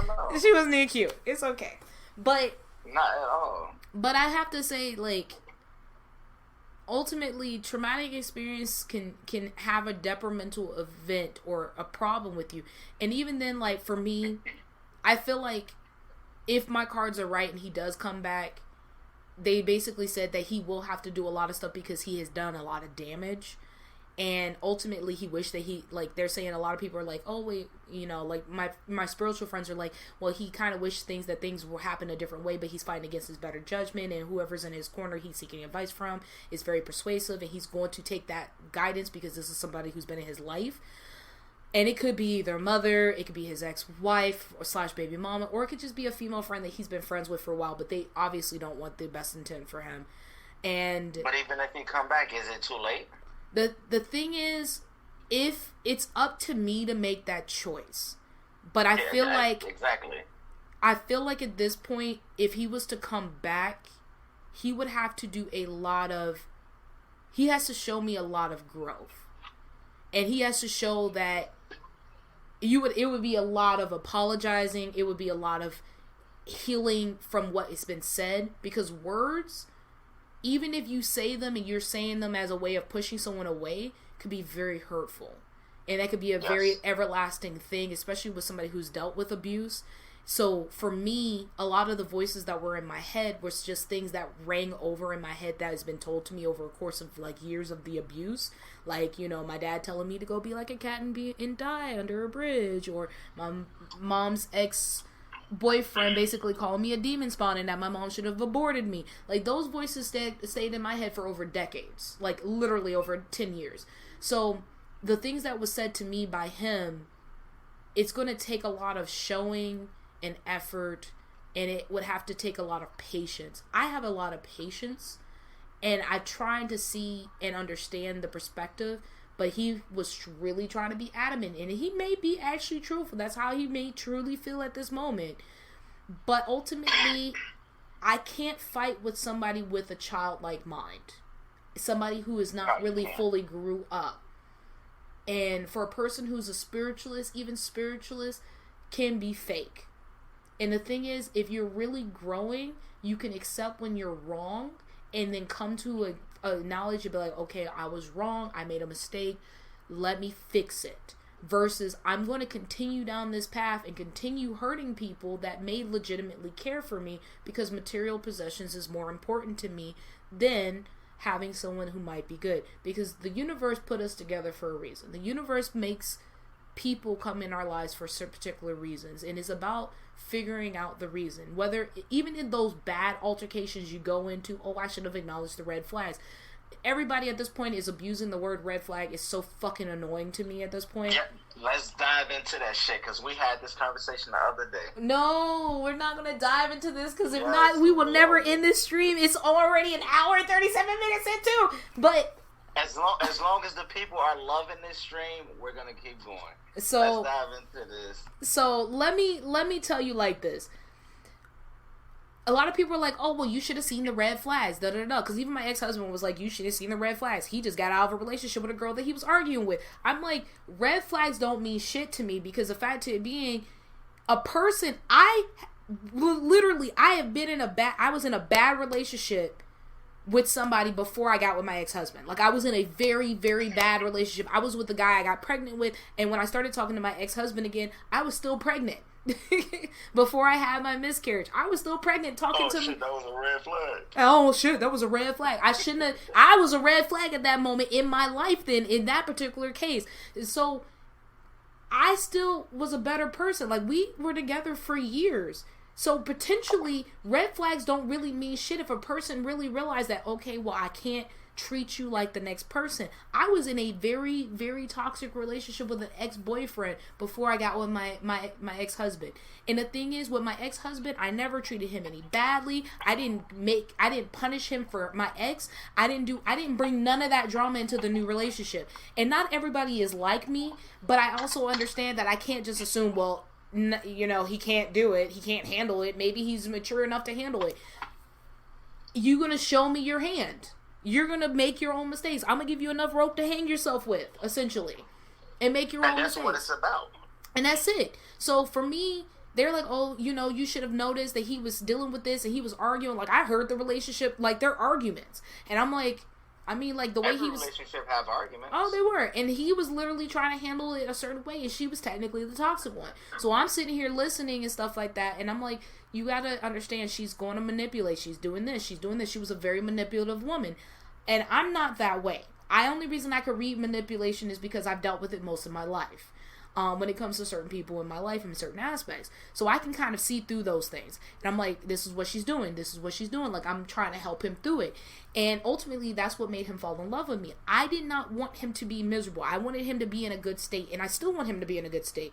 So for us to just stop being friends and stop being around each other and him deciding to block me was just like, yo, you rather not listen to me. And I'm not trying to tell you anything wrong. I'm telling you my truth, which you kept telling me I needed to do. Because I wasn't really showing my emotions. Then you're now all of a sudden you don't want to hear it. Okay, cool, whatever. But ultimately, be careful what you ask for. Exactly, be careful what you ask for. But the thing is, red flags is one of those things where we're like, oh, you should have noticed the red flags. You should have noticed the red flags. What isn't a fucking red flag anymore in life? Oh, everything in life is a red flag. Your last name got an A in it. Your name got an A at the end of it. That's a red flag. Oh, you a male born in April. That's a red flag. Exactly. It's been so overused, and that's how we was talking when we had our conversation previously. The same thing with toxicity. Like, that's been overly used. It's to the point... I don't even know what a red flag is anymore. Nope. I don't even know what a green flag is anymore. Like, what the fuck is a green flag now? Since we know what red flags are, what the fuck is a green flag? What is something that make this really... At this point, everybody just want to be single and miserable. Like, that's what you want to do. You want to be single and miserable. Yes, I agree 100%. Like, that's what you want. And I understand, like, I appreciate people, well, he came up and straight up and told me that, oh, he don't want a relationship, he just want to fuck. That's a red flag. No, he's just telling you his truth. That's not a red flag. He's telling you his truth. And I tell people, I'm not looking for something. The truth. Exactly. So the thing is, it's just like, sometimes people do certain things. Like, even if you're lying to save face, or if you're being blunt and honest, it's not a red flag. I don't particularly care for that. I had a fucking FO, not a first officer or stuff like that, basically tell me, oh, you're a girl who used to go to car shows, that's a red flag. I was like, no, I had an ex who worked on cars. How is that a red flag? Like, make that make sense to me. I had an ex who used to work on fucking cars. I have an ex that used to ride motorcycles. Like, that's not a red flag for me. Like, that was just what I liked at the time. He was a redhead. Oh, you used to date redheads. That's a red flag. I'm like, how's that a red flag? Make that make sense. Like, I'm confused. You can't make it make sense. It will never make sense. It's just that I feel like, somebody say a term, and no matter where the shit came from, somebody say it, and it's just like valid now. It's stupid. I feel like we have such a hive mind when it comes down to things, when it comes down to the idea of what is real and everything. It's not that. Like, I even had to explain to people, I'm like, you only, like, even when it comes down to, like, my relationships, like, I may only come to you for advice because of the bad shit going on in the relationship. Now you have your own perspective of this person. I'm like, but you don't know the good. So now you're like, oh, well, I don't like this person because XYZ. You should leave. You deserve better, blah, blah, blah, blah. Because the fact of being, I don't want to tell you the good things that this person has done for me. Like, that's something I want to cherish to myself. Like, I'm coming to you about the bad stuff because I need advice. Like, I want to make sure I'm not losing my shit over it. Well, now we made our opinion about this person because XYZ. And this is why I don't go to people about bullshit. Like, I just, like, I don't even go to y'all about my problems in my relationships. I just deal with it myself. But when it gets to the point where it's so out of hand, of course, that's what I got to do. But for me, it's just like, I don't want you to have a perspective on this person because of the things that I gave. And the thing is, like, that's a red flag. You should have noticed the red flags. You should have done this. You should have done that. Ultimately, at this point in time, according to society, everybody's a red flag. Oh, you're a spiritualist with a podcast. That's a whole red flag. I told a dude that I had a podcast, and he instantly unmatched with me. Wow. I was like, bruh, because I guess he had this thing, and I found out later because he sent me a message later because I guess he popped back up as somebody I might potentially match with. He's like, I realize I matched with you again, and I didn't mean to, but I'm going to unmatch with you, but before I go, I'm going to let you know I unmatched you because you have a podcast, which I find that to be toxic. That means if we were to have a bad altercation, you're going to talk about it in the podcast. I was like, that's what podcasts are. Like, what the fuck? If anything, you should be more worried if I make you into a fucking poem. I'm still a writer first, a podcaster second. Like, I write to formulate my emotions. That's my therapy. That's how I deal with the crap that's going on in my relationships. I write about that shit. So I know I shouldn't have came on your podcast because now I'm a red flag. Yep, you a whole red flag. You a whole toxic. You a male on a podcast? That's a whole red flag, bro. That's toxic. It's a toxic energy you giving out right now. You gonna talk about fuck these bitches and fuck these hoes on here. Don't do that. Don't do that. We're not about that. I ain't said bitch or hoe.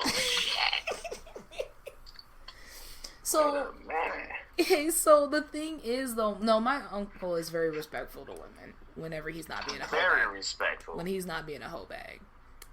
Oh my god. He's a hoe. My uncle's very respectful when he's not being a whore bag. Jesus Christ. No. I went from respectful to disrespectful real quick in the same breath.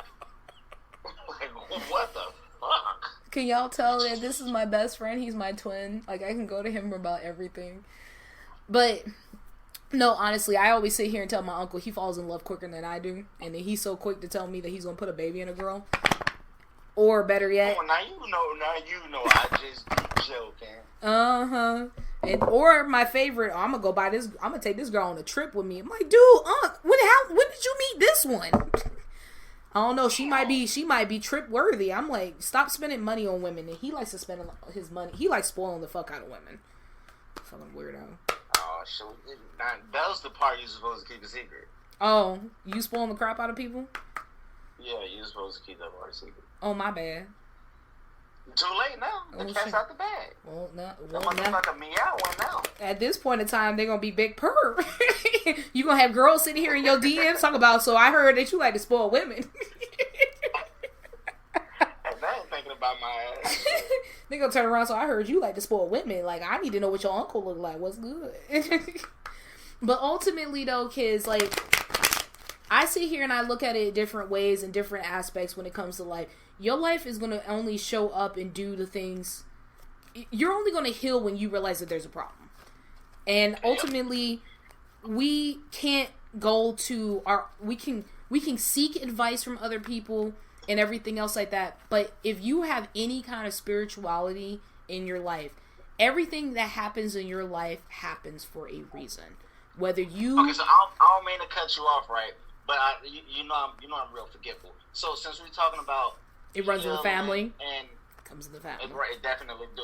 Since we talking about healing and seeking advice, it's probably a little bit off the topic. What do you feel about black people or the black community not going to therapists? Shoot, you just reminded me that was a question that I needed to ask. So the question I'm just asking what the people want to hear. So this is actually a question that was asked: is should men of color seek therapy, and when? When is the most appropriate time for them to do it? We'll actually end on this one because I do need to cut it at some point. We'll have part 2 next week or something. Well, it'll have to be in 2 weeks because it's every 2 weeks. So here's the deal: should black men seek therapy, and when? When it would be the most adequate time for them to go seek therapy? Because honestly, it could segue for both men and women. I feel like you should not wait for a traumatic experience to go seek therapy. I feel like you should go seek therapy. White people do it just because the fact of being they feel slightly stressed in their life. And there's different forms of therapy. There's different forms of therapy. There's guidance counselors, there's therapists, there's psychiatrists. There's a difference. One of them can give you medication. One of them could just be a listening ear that's not your family, who doesn't know you from fucking Adam. And most people don't realize that you can actually get the more relief from talking to a complete stranger than talking to somebody who knows you personally. Because they'll give you a different perspective. They have an unbiased opinion. They have an unbiased opinion. Then there's also guidance counselors. Yes, you can have guidance counselors as an adult. You can also seek spiritual advice. You can talk to somebody you know who is a spiritualist who may actually do talk to guides. If you really feel like you need some kind of guidance or some kind of spiritual cleanse. I tell people seek some kind of therapy and get away from the whole idea of feeling like you can't go reach out to somebody. And especially our black men. I feel like you guys find ways of coping and getting yourselves together by distracting yourself in physical activities, in drugs, in alcoholism, in, sleeping with multiple women. I feel like... Shit. Did I hit home? No, with drugs, I don't do no drugs. Bro. Oh, I know. No. We as far as alcohol and women, yeah, so... That was when I was younger, though. I don't do that shit now. Or even then, sitting here spending money. Like, shopaholics for women. Like, we do the same thing. Like, we sit here and we don't find ourselves or know where to even go. And we feel like we're okay being in this cycle. And a lot of reason why a lot of people don't stay in my life now is because I outgrew them. I was growing, they wasn't. And ultimately, my whole thing is that people come in your life not when you want them to, but when they need to. I agree with that 100%. And one thing, and I was just having this conversation with somebody too. It was this was a couple years ago. This girl, like we real close, even to this day. We had sex a few times, and it was like, this ain't gonna work. Like, we just need to be friends. That's it. That's all. And and she was saying, between that time and this time, I noticed a lot of growth in you. And I was like, yeah, because the time you came into my life, it was the right time, but it wasn't the right time. And I say it was the right time because I needed somebody at that time. But the time she came was like bad timing. If she would have came at another time, and our relationship would have been a lot different than what it was. Mm-hmm. But we have a close bond. Like, we talk a lot. We have very deep conversations, like you and I have. And I'm forever grateful for her coming into my life when she did. And I needed her at that time, regardless of if I wanted to admit it at that time or not. Exactly. And the thing is, like, even what I told my ex before I deleted his number was that we came into each other's life for a reason. You thought I was somebody else. When you saw my profile, you thought I was somebody else. And you took the opportunity to reach out to me for a reason. And the thing is, I agreed to be with you for a reason. Like, there was something that was a connection, something. And the timing may not have been right because he was going through a bad thing and I was just dealing with me trying to find a new place and this, that, and the other. I was going through some hardship. And he came at the right time. But it's also, I learned a lot from the relationship. I appreciate everything I've learned in the relationship. I don't regret loving the person. I don't in any way, shape, or form. I don't regret anything in it. And the thing is, like, some people like, oh, I wasted time, I wasted money, I did this. Like, I lost a lot of money.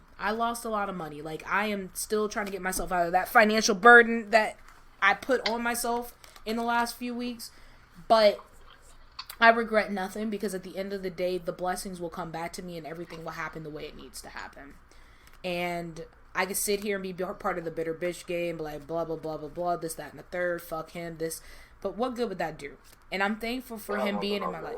I'm thankful for him being in my life. And he came in my life when I didn't want to be in a relationship, and I was okay being single, and I was okay with my peace and everything else like that. Like, I cut off the person I was messing around with probably, like, at that point, a year at that point. So I was back to, like, kind of just being in myself and being in my zone and everything else like that.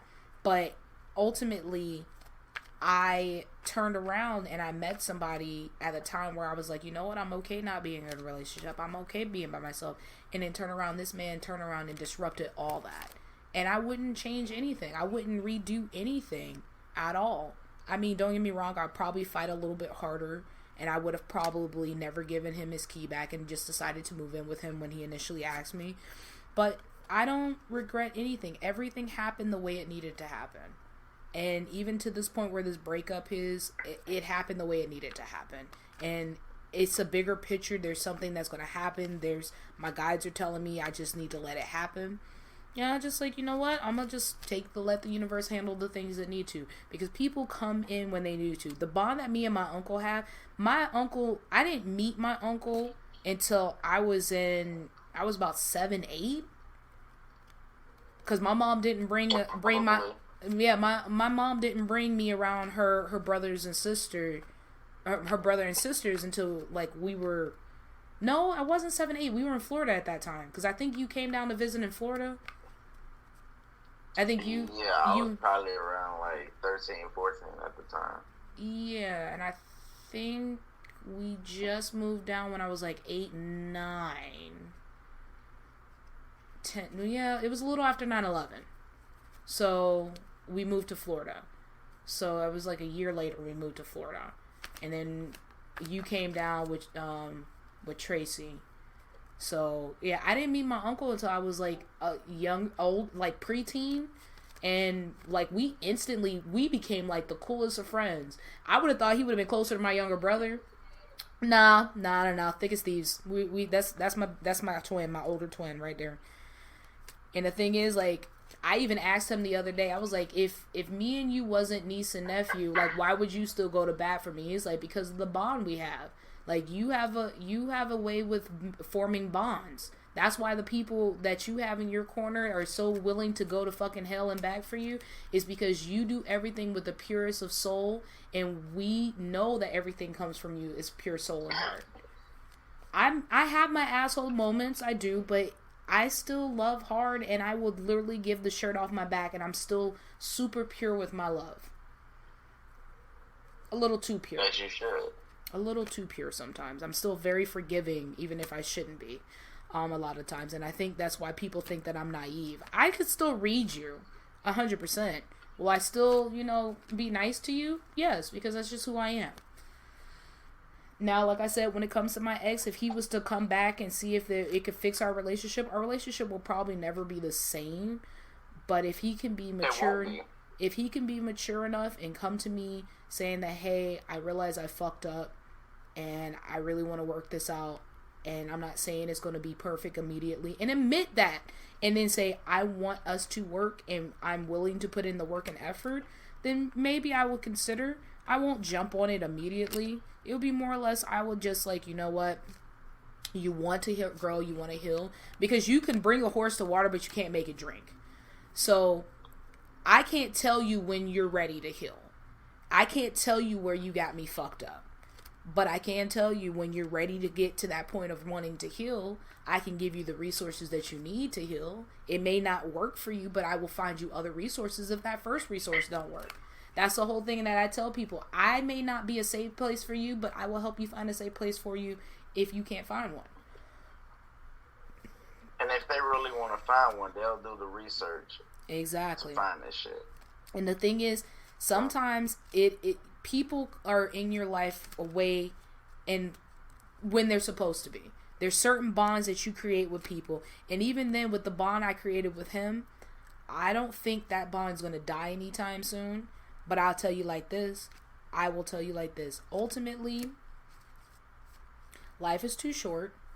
And if the bond that I created with him is strong enough and bring him back, or the bond is strong enough to make me go back, like go out of my way, find his number, because I'm pretty sure Google has it stored somewhere, because Google stores every fucking thing, then, you know, it's preordained, it's gonna happen. But at the same time, it takes two to tango. Life is literally about two people working it out. And the thing is with relationships, and I think a lot of times is when a person is at different stages of healing, there is beginning process, and there's that first couple stages is the most ugliest part of healing. It is. Because at that point, you have to recognize everything. And then at that... You might finally start to realize shit that you didn't want to realize that was fucked up about you, or all the things that you did wrong, or all the pain you've caused, all the hurt you've caused. And a lot of the times, that's nobody usually... wants to see that. That's nobody true. wants to see that within themselves. And then a lot of that times when they start seeing the ugly and the hurt that they cause, that's what causes them to start pushing people away. So I know how I was when I went through all of it, and he came to me and told me maybe I need to go do shadow work. I'm like, I've done my shadow work. I've lived with my demons, and a lot of people sit here and say, well, I made the joke last podcast talking about there's people on social media talking about you're fighting my demons, I'm fucking mine. I'm like, no, that's not something to be proud of. Sure the fuck ain't. Why would somebody even brag about that? I have soothed and calmed my demons. My demons are going to be here forever, yes, but I'm not fucking them, and I'm damn sure not fighting them. At this point in time, they go out. We have a mutual agreement at this point. They come out when they need to. That's where that happens. And see, that's some real toxic shit. What is? Fucking the demons. Stop. We're done on the subject of toxicity. So. Oh, that's a red flag. That's a red flag, man. That's a red flag. So ultimately, though, guys, we've been doing this for almost 2 hours. I gotta let my uncle go. So we can put a part 2 to this, because like I said, this was formulated a little bit different.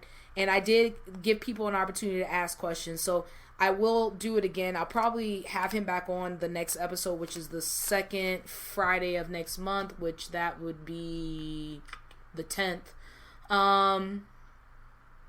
Yeah, second. If they want me back, I'll come back in. If you guys want my uncle to come back and we could talk a little bit more about, you know, Healing Not Heal part 2. And talk a little bit more in depth on the whole toxic and, you know, red flags and stuff. These are the conversations me and my uncle have. Me and him will be on the phone for hours, like for 78 hours, just talking bullshit. And that's just a number I pulled out my ass. We could be on the phone for 78 hours, just talking about, you know, mental health and healing and stuff. My uncle tells me what I need to hear, but then at the same time, like, and I'll leave it with this. When I came to my uncle about the stuff going on with my ex, he came to me talking about, do you need me to go drag him? And then he turned around and is like, well, let me take myself out of this equation and tell you, well, this is why I think he's doing this. And that's why I love talking to my uncle. Where other people were just like, well, I tried to warn you. You need to just, you know, worry about yourself. You know, this, that, and the other. No, my uncle will literally, he will tell me as my uncle, like, do you need me to go handle some light work?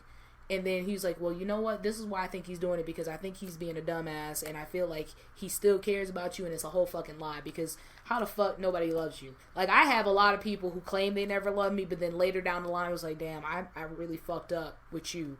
You a real one. And I'm like, damn, ain't that about a bitch? 2 bitches.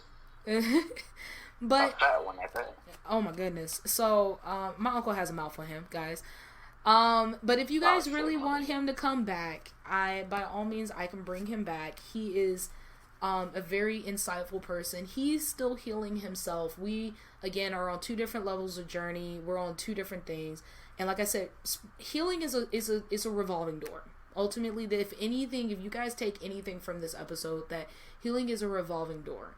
And nobody can tell you when you're ready to do anything. Nobody can tell you when you're ready to jump into a relationship, or tell you when you're ready to, you know, experience new things after going through a traumatic experience. or anything else like that. COVID was a whole traumatic experience for a lot of people, and people were going back out and trying to live normal lives. Some people, to them now, the norm is still wearing a mask every single day, and that's still a traumatic experience. I can honestly say, even with my last relationship, it was a traumatic experience. I don't think I'm gonna be ready to date or interact with anybody or socialize with anybody new anytime soon. You know, it's if it happens, it happens. My cards also told me not to, form any new bonds anyway, so I'm good.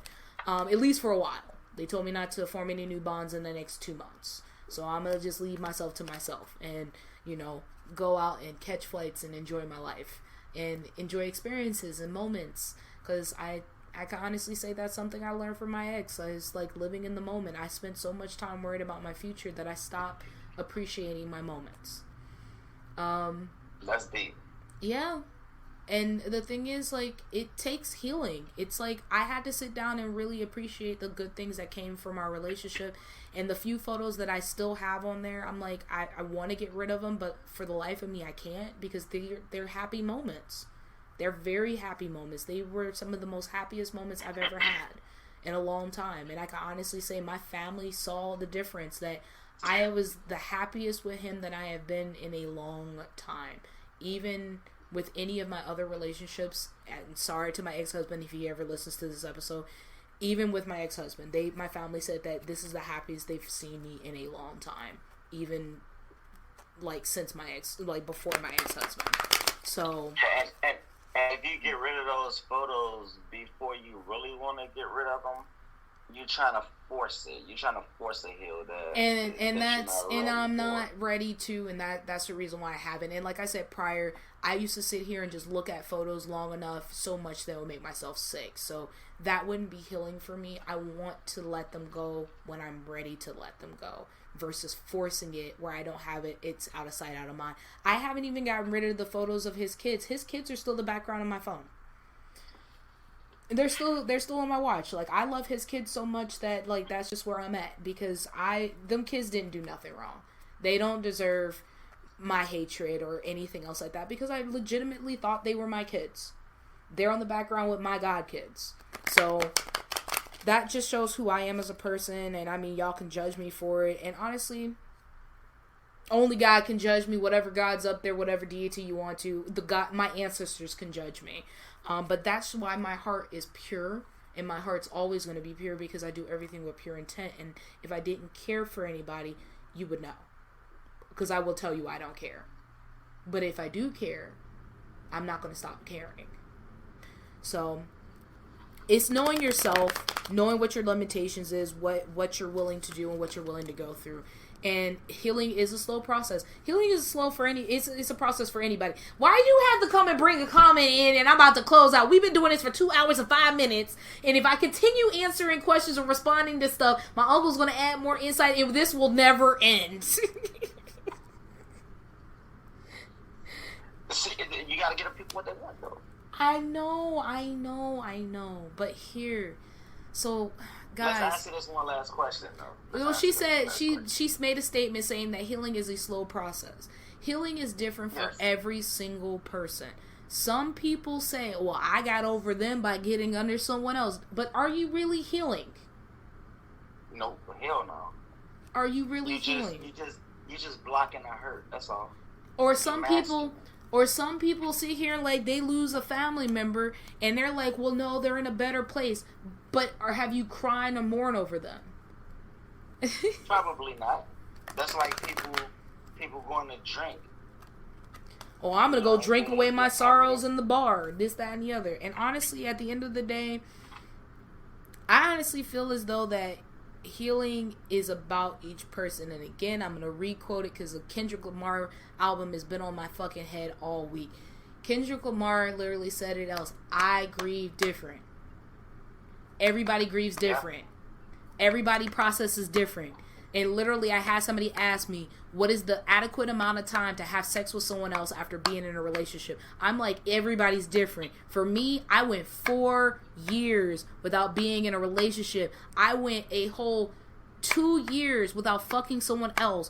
And like, it's not like something that's super easy. It's not like something that's like, process. It depends on that person. It really just depends on the person. For me, it may take me another year, maybe 2 years before I want to even consider the idea of fucking someone else. Like, I'm being straight up. Like 6 months being single right now. See, he's 6 months. And the thing is, for me, and I'm perfectly fine. I'm happy as fuck. Exactly. The thing is, everybody is different. Like, everybody's different. And the thing is, somebody actually brought it up to me, and I don't know if this is true, so maybe quote me if I'm wrong. They said that women processes it immediately, while men take months. So, like, if you break up, and if the timeline is like this, women will sit here the first week, they're crying about it. It was like a meme. And the woman was crying about it, and then a couple months later, now she's healing, happy, and fine. While the guy, the first week, is out partying. Woo, I'm single, this, that, and the third. And then months later, now they're upset and missing that person. Is that really an accurate timeline? For me, it wasn't, no. Okay. But do you know if that's the case for some other men? Like, one of my homeboys, he got divorced, like, not too long after I did. And he didn't go out partying either. Like, he was hurt. And, like, I was, the first couple days, I cried about it. And even though I was the one who asked for the divorce, I was the one who wanted out, I cried about it. I got all that shit out of my system. And shit moved on. I mean, what else is it to do? Like, if I keep sitting here crying and being in my feelings, I ain't gonna never be able to progress. I'm not never gonna Progress evolve. is the concept. Progress is the concept. That's what I have in the background as a memo. Like, when my alarm goes off, it says progress is a concept, and it's an add a reminder, literally. And that, I have 2 different alarms, depending on if it's for work or if it's just for me to go study. The first one, it says progress is the concept, and the other one is control the controllables, which is basically, I can only control me. I am controllable by me. Like, I can't have nobody else control me. And the thing is, I can't allow myself to be in a sad state, because honestly, I can sit here and cry about it and be in my bed, be depressed, be sad. But what is that going to do? I still got bills. I'm not a child no more. So control the control, right? Control the controllables. Control the controllables. What did Lil Wayne say? I don't know. He said, I'm about to tell you. He said, Mama tell me to be careful. Voice in my head give me an L4. But I got mind control over mind control. I lost control, but no, I find control. I let God control what I cannot control. Can control it till it's like a drop and roll. I mean, that sounds almost like the whole Serenity prayer, but coming from Lil Wayne, though. Fucking loved it. Fucking loved that song. Yes. Okay, I just wanted to make sure you were still there. You kind of cut out a little bit. I can hear you. No. I was talking, I don't know if you can hear me, but I fucking love that song. And that's one of the songs, honestly, I listen to when I'm kind of down and when I feel like shit just ain't going right. When I feel like shit is out of my control.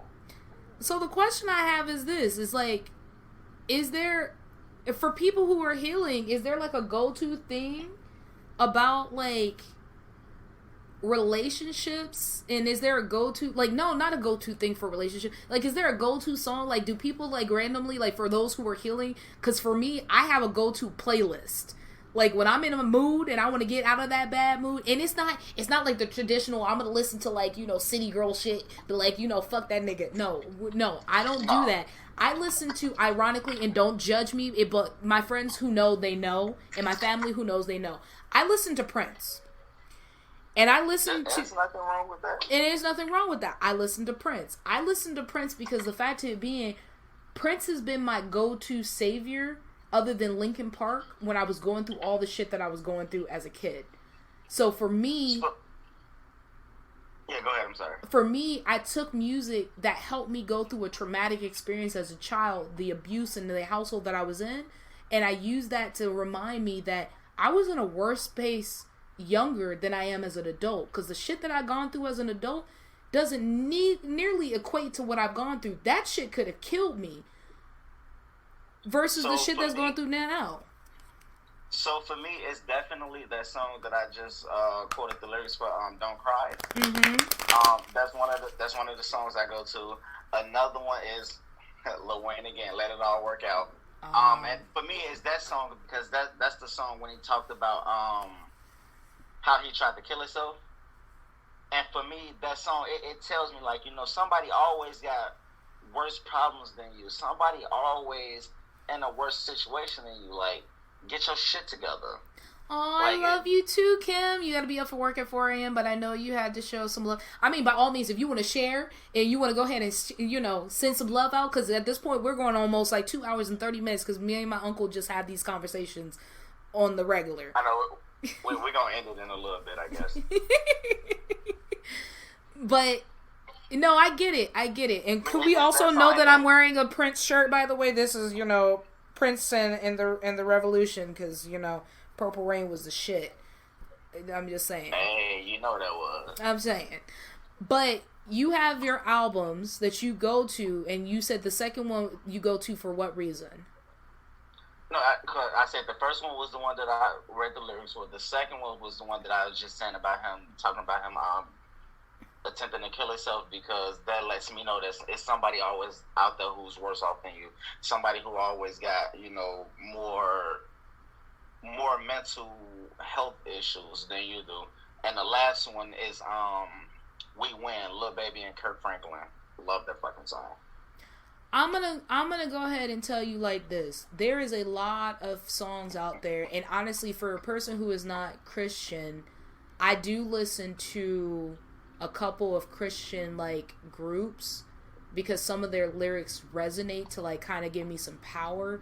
There is and I'm actually gonna bring it up. Like the songs that I played earlier, I did Energy by Big Crit, because honestly I love that fucking song. That shit always brings me into a better headspace.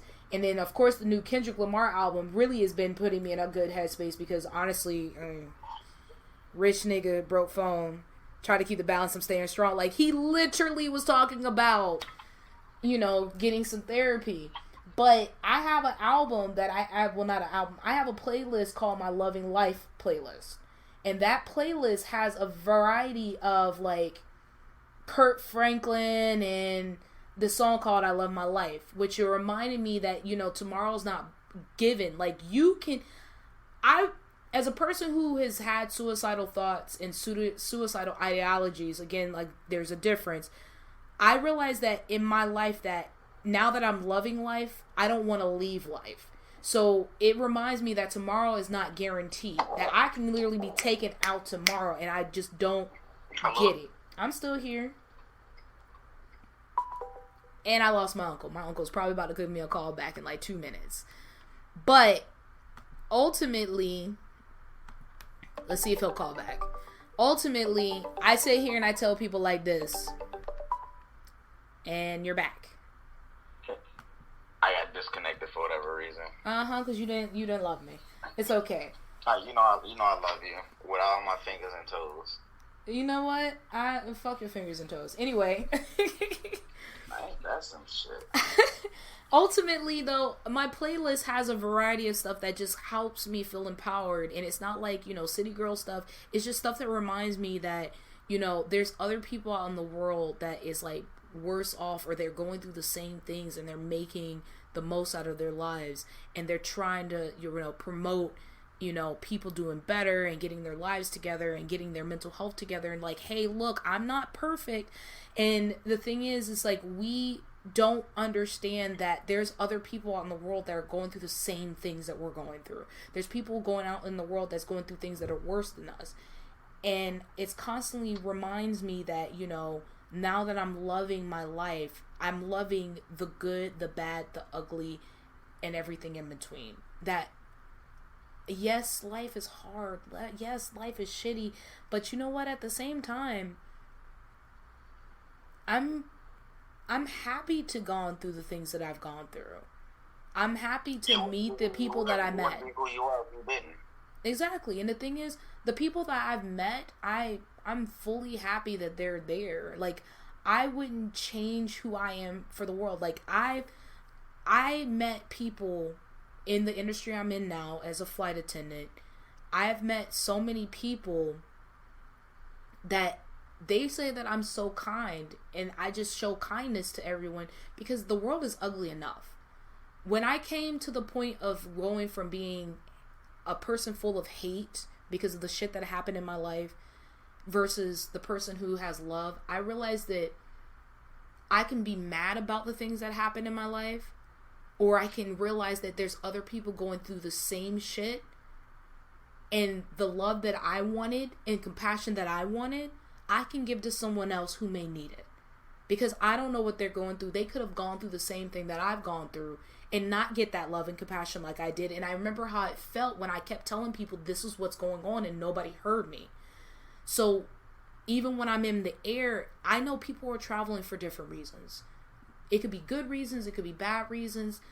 But I want to make an experience for everyone to remember, like, I may have had a shitty week or a shitty month, but that one lady was super nice to me. Because it costs nothing to be kind. It costs nothing to be kind. I could be making a person's whole fucking life. I made like, there's a guy that I'm talking to now, and I'm pretty sure he's going to hear himself if he's listening to this now. But I gave him some cookies off of one of our flights that he wanted because we originally didn't have enough for that flight. So I didn't even offer it. And I had him in the back. And when he was like, hey, you guys don't have these? And I was like, unfortunately, we don't. We only have these items. And he's like, oh man, I'd be dying for these particular snacks. And I usually keep them for like gotta love people telling me to hydrate. Drink water right now. I'm doing it right now. The thing is, I took things into consideration that I want to be a moment of kindness. I am just naturally, at this point in time in my life, I'm naturally a very giving and caring person, no matter how much life has done me dirty, no matter how much I may be struggling on the outside, because at the end of the day, the shit that I'm going through now, someone has got it worse. The shit that I'm going through now, somebody could use that ounce of happiness. And honestly, I feel good when I make people happy. And the thing is, like, and as I should, and I tell people like this, like, look, it's so funny because I actually had somebody try to hit up, I know, it's breaking. So I'll leave with this note. Yeah, it says that time. It's almost it's almost 2 hours and 20 something minutes. That's how many times you say I'm gonna end with this. So I'm gonna end with this. I made a vow to myself. I made a promise to myself. That's why there's this ring on my finger. It's not that I'm married to anybody. I'm married to my healing.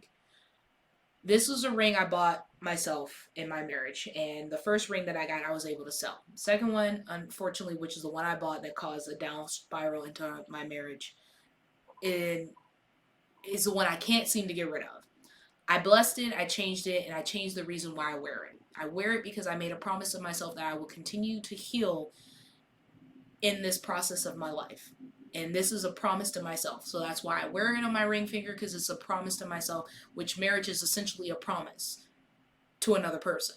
So I put this ring back on as a promise to myself to say, I don't want to stop healing. No matter what goes on in my life, whether I'm happy or think that I'm healed, I can always heal and I can always grow. So this was a promise to myself, and I keep wearing it as a reminder to myself that this is what I'm doing. I'm healing, and I'm going to keep healing, and I'm going to keep being a better person. So with that being said, kids, with that being the case, Unc, do you have anything that you want to say before we cut out here and end this chat out? Because at this point they're saying that we're breaking up a little too much and we're cutting in and out. So the audio is going to probably be good, but this is where we are with everything else. Well, I mean, I don't really have anything else to say. If they want us to continue in 2 weeks, we'll do that. If not, we'll still do it. Just kidding. But he got volunteered to this, and now all of a sudden he more hyped about it than I am. No, I didn't get volunteered. I got voluntold. You're right. Right wording. You know. But other than that, I want to thank my uncle for being here. He is my best friend. He's my twin. Literally, you would have to get through him to get to me at this point in my life. Remember, guys, that it is okay to not be okay. Self-love is the best love. Self-care is the best care. And just remember to stay hydrated. It's literally, it's, don't let nobody tell you how long it takes you to heal. Don't let nobody tell you that you're not healing. You'll probably never be healed. You gotta do it on your own time. You have to do it on your own time. It is okay to be perfectly imperfect. It is okay to take time and tell people I'm not ready to do something if you're not ready. But also at the same time, if a person wants to be with you, they will be patient and wait for you to be ready. And you have to respect and love them even more for that. With that being said, you guys know I love you guys. I appreciate you guys for being here for almost 2 hours and 24 minutes. I hope you guys have a wonderful night and a wonderful week. Wherever you're listening to this, whether you watched it live or if you're watching it on Spotify or Podbean or even on YouTube, thank you guys again. I appreciate you guys for still sticking us out for 3 seasons, and I will see you guys on the 10th of June with more good news. Have a good night, guys. Company minors or for kids, and we didn't really have any kids on that flight, so I was like, okay, well, we don't have any kids. So I went to the back, and after we finished servicing the aisles, I came and I brought him some of the cookies. And ultimately I turned around and I got this man's number, and we've been talking since. And I mean, like, everything happens for a reason. All I did was I did the same thing I would do for anyone else, but because I showed that gratitude, he has always been appreciative to me. Like, appreciative, I can't say words now because we've been talking for so long and I really need to be hydrated because I can hear Jody telling me to hydrate.